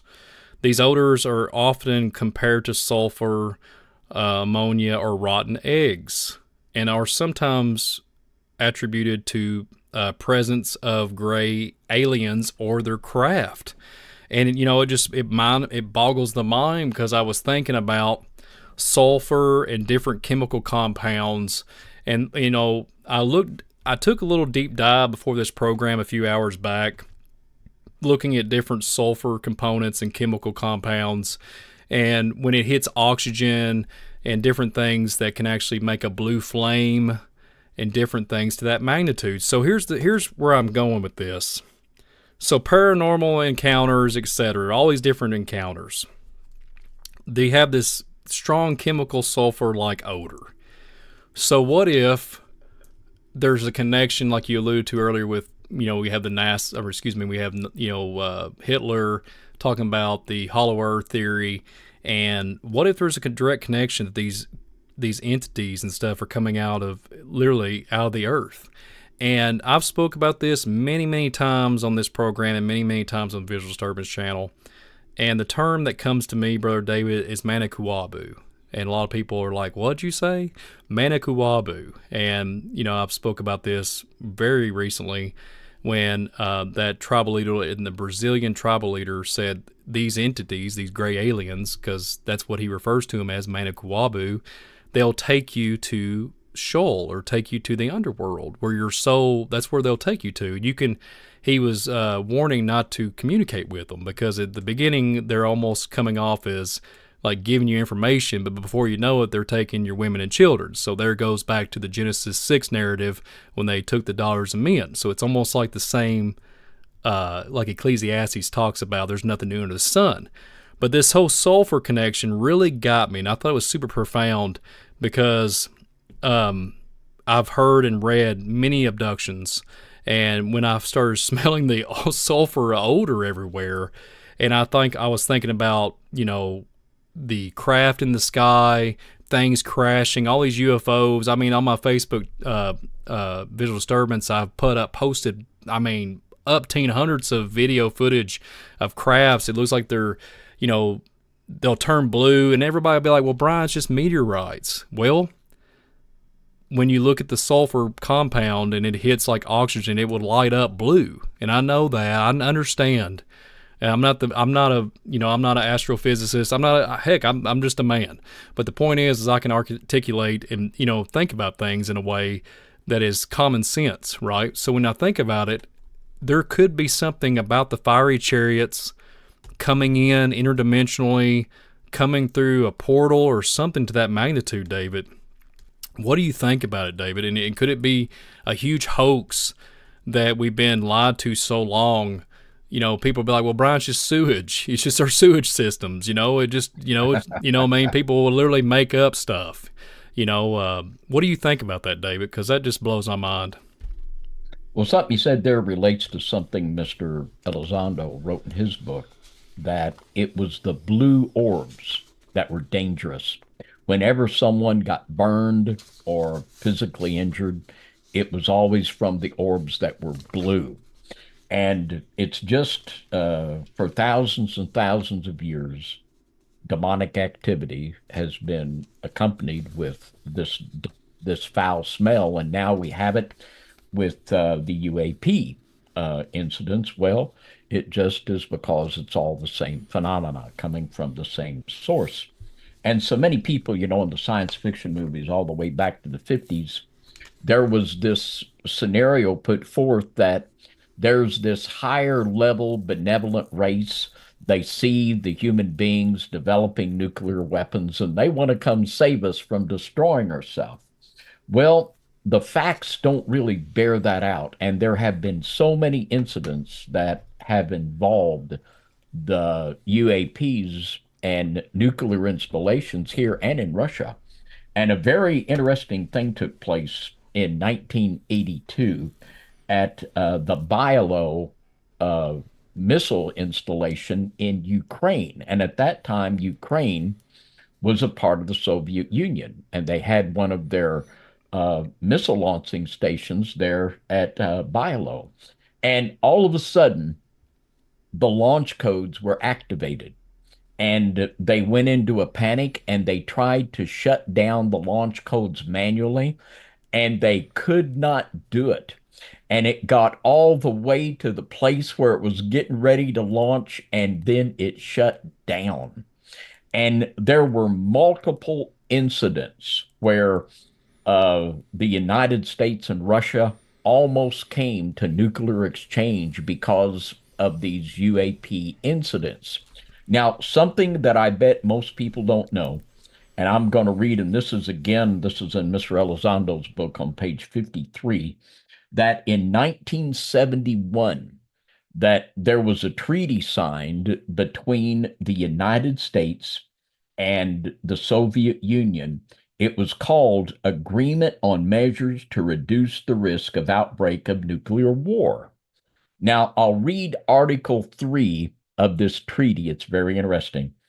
It says, the parties undertake to notify each other immediately in the event of detection by missile warning systems of unidentified objects, or in the event of signs of interference with these systems or with related communication facilities, if such occurrences could create a risk of outbreak of nuclear war between the two countries.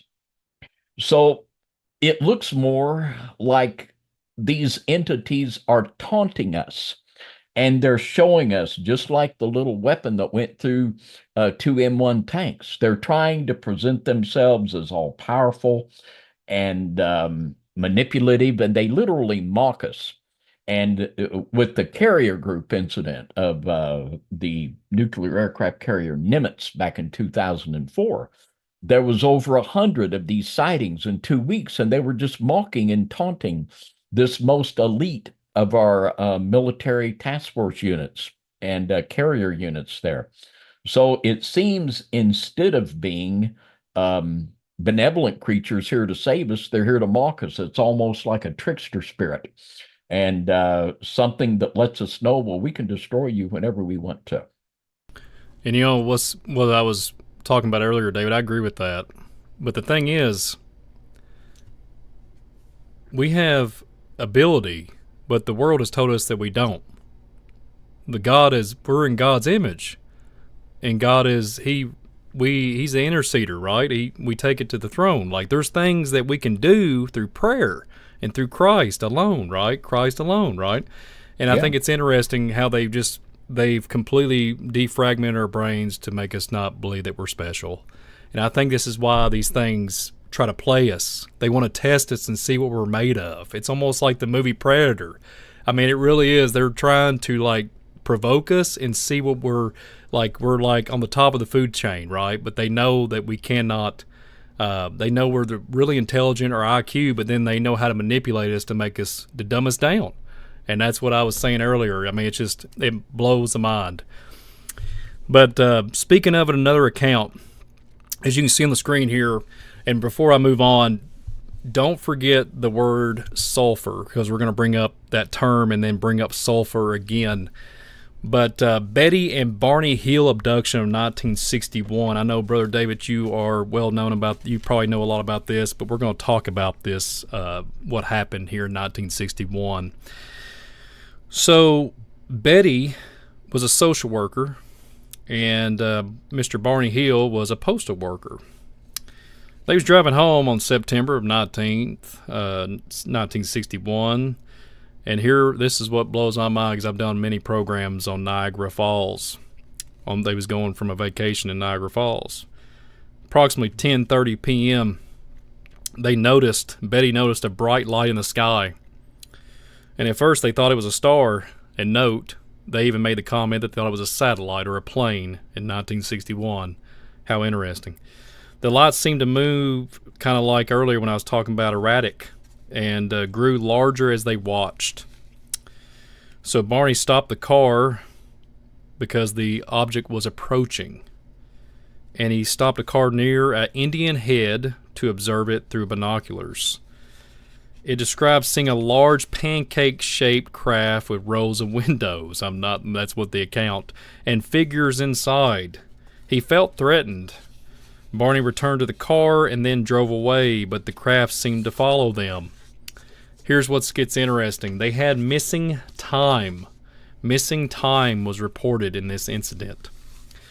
So around 2 hours, they experienced missing time during the drive, which they could not account for. When they arrived home, they noticed that their watches had stopped working. Barney's shoes was scuffed, and his binocular strap was broken. Betty's dress was torn and a mysterious pink powder on it. Afterwards, they had strange dreams. In the weeks following the event, Betty began having vivid dreams about being taken aboard a spacecraft and interacting with alien beings. There was hypnosis sessions in 1964 where they underwent a hypnotic regression therapy by a Dr. Benjamin Simon, and it was out of Boston, a psychiatrist. When they went underneath this, they recounted detailed independent accounts of being abducted by extraterrestrials. So here's what they come up to, the abduction narrative. They describe humanoid beings with large heads, slanted eyes, and grayish skin. What would be also known, like we've been reporting on here this whole program, the Greys. The aliens perform medical examinations, including taking skin and hair samples. Isn't that interesting? And a painful procedure with something I can't mention here on YouTube, and something to do with pregnancy also. Betty claimed to be shown a star map. One of the beings that she later reproduced underneath the hypnosis, the map depicted a star system that resembled Zeta. And then also, the reports and everything back in the day, the reports on the Hills reported the incident of national investigations with aerial phenomenon in 1961.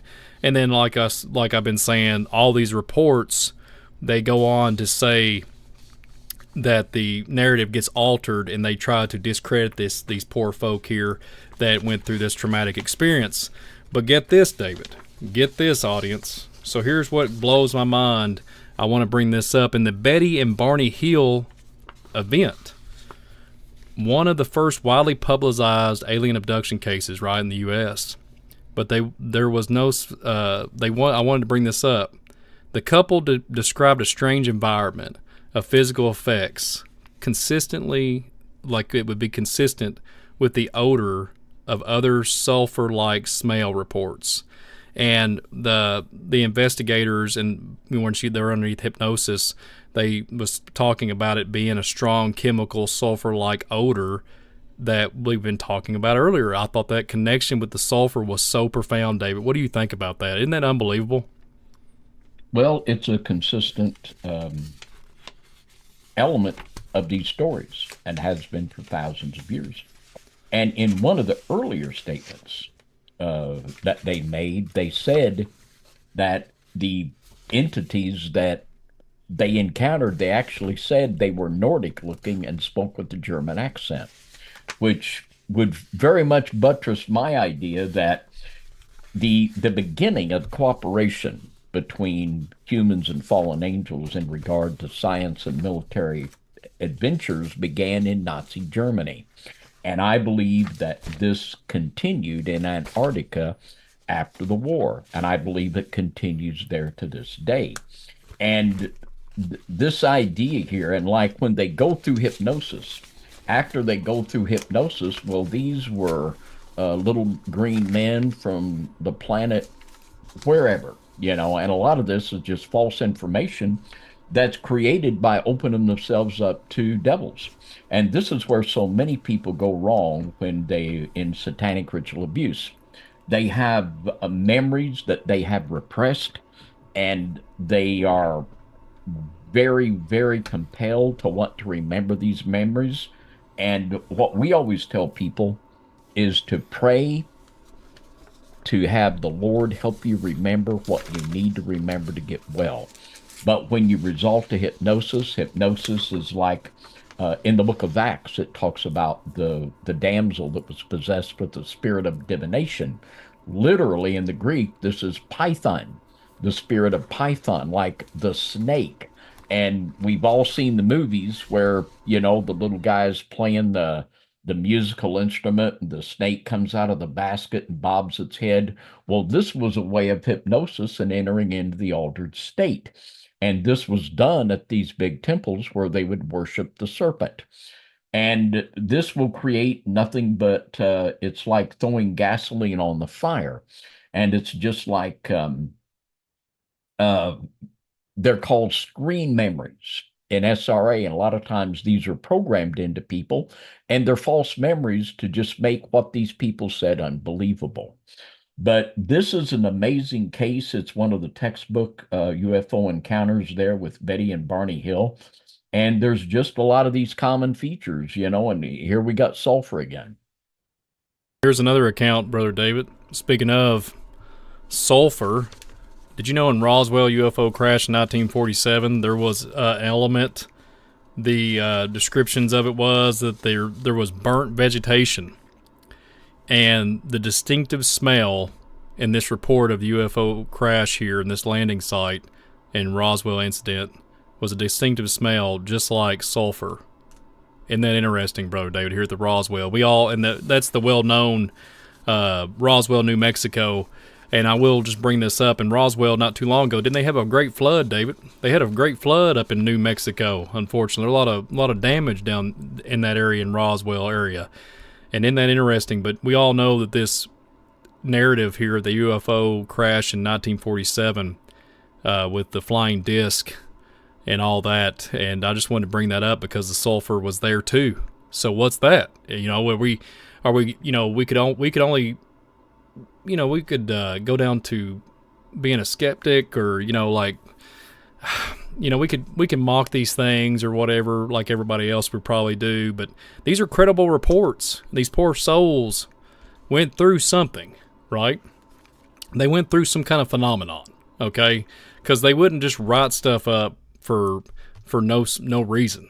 I think some of these accounts are kind of wacky, and they're out there in La La Land, the Wizard of Oz or whatever, some kind of made up narrative like a Hollywood movie. But a lot of these are credible events, and there's a ton of information out there that these individuals at the UAP hearing could have brought up. There could have been some thought-provoking information if they had just brought just the stuff that I talked about tonight. But the one left, David, I mentioned it on the Midnight Ride when we did that alien psyop program. The last one here, this UFO document. This one you can't talk about this one enough. So this UFO document, it's dated for 1947, July the 8th. Imagine that.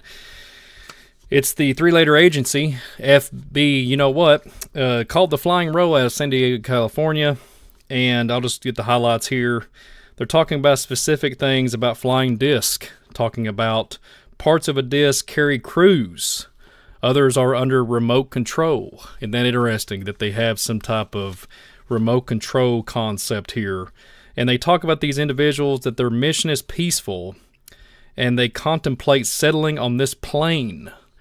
And these visitors are human-like, but much larger in size. So if you think about it, Brother David, like we brought up several times during the program here tonight, in Genesis 6, verse 4, when they have the sons of God made with the daughters of men, they bore giants, the mighty men of old, right? The giant narrative. Why do we have disc, and why do we have this in 1947 report here saying that they're just contemplating on setting shop up here, and everything's good and happy and sunshine, and they're under remote control and everything is fine, but they're larger in size, but the report keeps going on saying they are not from the incarnated earth people. They're not from here. But they come from their own world. They do not come from in quotations, it says planet, as we use this word, but from an etheric planet, what it interpretates with our own as not perceivable to us.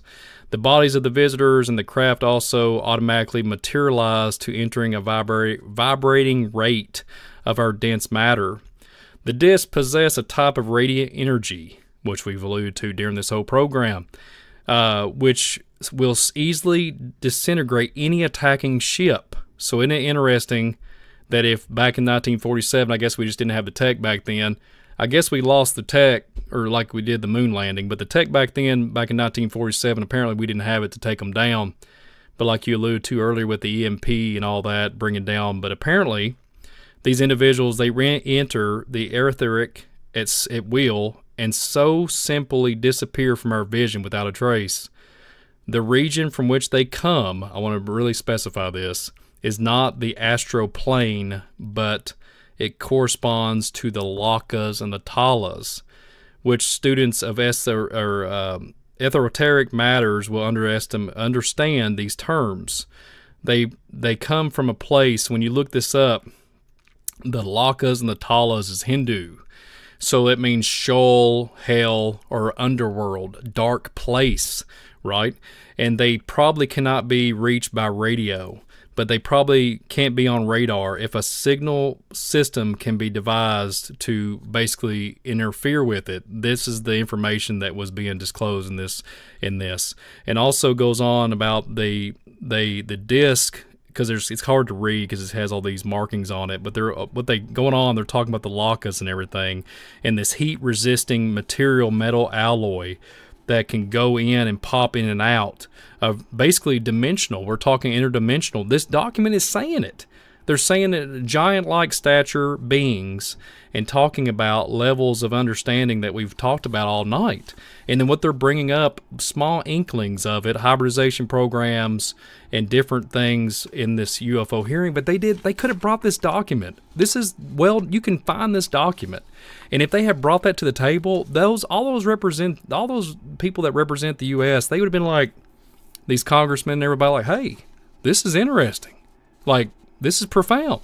And then you can go back and say, hey, just, like a guy like me and you, the Nephilim, the giants of old, Abraham Lincoln with his, you can go look us up in the 1800s, talking about the ancient giants that in the mounds of America. All of it would make sense. Why was they in the mounds of America? Oh, it's just all figurative.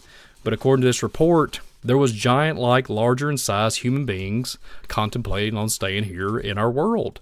But they could go to a place, they come from the Lacas or the Talas.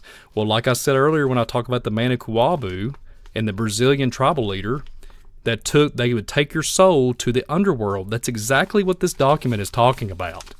And the Brazilian tribal leader knows more sense. He has more sense and knowledge than the average person here in America, because he's not deceived by predictive programming and visuals on TV. He looks at a gray alien and say, Manacuabu, that's who I go to war with. That's who takes my children and my women.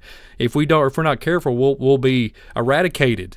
We have to go to war with these things. They come from the earth. They alluded to the ant people and everything. That's who they're referring to. But I guess it doesn't make any. I guess it doesn't matter. I guess it's poor souls in Peru, David. I guess all that doesn't matter. But here in America, we can't. We could have showed all this documentation, David.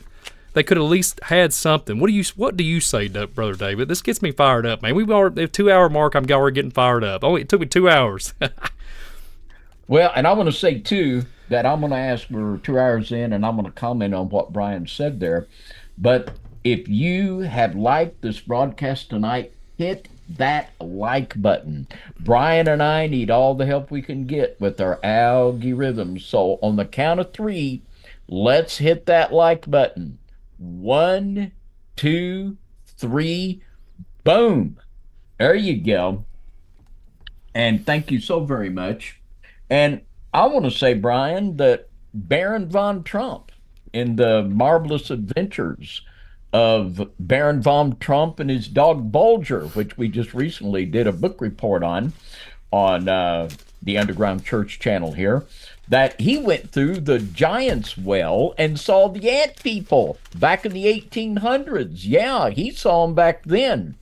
And, the thing about magic, JPL, the Jet Propulsion Laboratory, was started by Jack Parsons, who was in the Golden Dawn, the OTO, and they're ritual magicians. And the whole concept of magic is misdirection.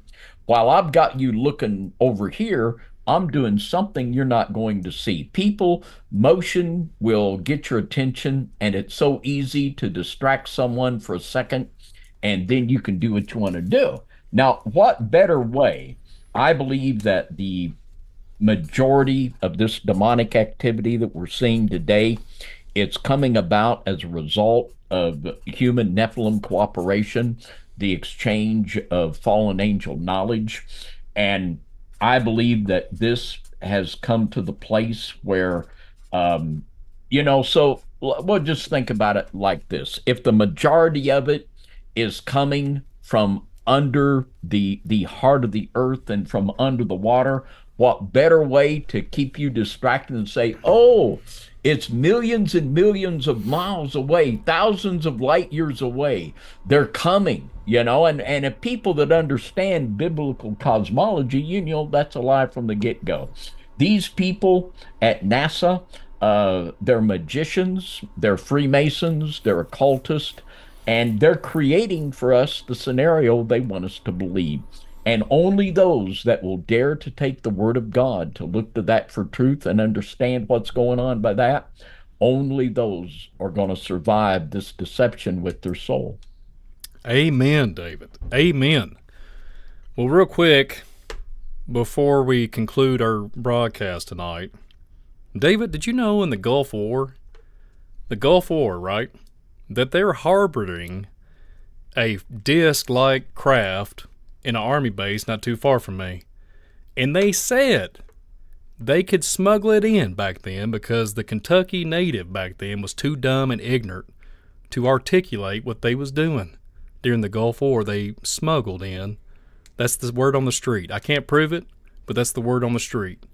Doesn't that make you, it makes me infuriated, because I am from Kentucky. Yes, we have a little Kentucky slang. We talk a little hillbilly every now and then, but I can tell you right now, If I find something that is on a flatbed truck or a 53 footer exposed with a tarp over it, looks like a tic tac, I'm gonna question things. But back then, that's what they thought of people around here. But I mean, I can't document it, I can't verify it, but I do know that is the word on the street, David. And what do you say about that? I mean, what's going on, David? What we can document is that during the Gulf War, there were two M1 tanks that had something shoot a little bitty hole through both tanks. So maybe that's what did that. I don't know. But, we know that went on. So what caused that? So, I'm at the place where I can't rule those things out, Brian. I just can't dismiss them out of hand as a lie.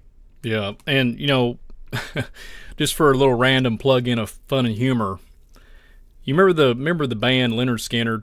You remember they talked about, ooh, that smell, can't you smell that smell? That just takes me to another level now when I think about sulfur in that song. Yeah. Maybe they was telling something. I don't know. Just a little fun humor there, a little plug in of humor. But anyways, like Brother David talked about just a few moments ago, hit that like button, hit the subscribe button, share this thing out. All the description below, DOC channel, Visual Disturbance channel, that'd be my channel. We're all affiliated. It would be awesome if you come over to Visual Disturbance and on the DOC channel. We really would appreciate it here at FOJC Underground Church. And David, UFOs are real, and now they are here. I think we showed a lot of content tonight. I hope everybody liked it. If you did like it, hit that like button, share this thing out, subscribe if you're new to here. And thank you for attending with me and Brother David here tonight. And what an honor it is, Brother David, to allow me to do this. So thank you so much for doing this. And David, end us out of here. And thank you so much for the time tonight. Well, thank you, Brian, as always, for all you do. I can't tell you how much we appreciate you and what an honor it is to labor with you in these last days. And I truly mean that. And all of it's about giving people a way to understand the world they live in. We need to have a biblical paradigm. We don't need to have the ancient alien paradigm. And it's all about Jesus. If you don't know Jesus, turn to him now before it's too late. You can repent and believe the gospel. You can accept Christ's death on the cross as payment for your sin debt. And you can ask for forgiveness of sins right now in Jesus' name. And with that, with great thankfulness to each and every one of you that pray for and support FOJC Radio, we're going to give you all a great big high five and good night, everybody, from FOJC Radio, Sunday Night Live. God bless y'all. We'll see you again very soon, like tomorrow night at 6 p.m. on the FOJC Radio Prayer-thon. See you then, everybody.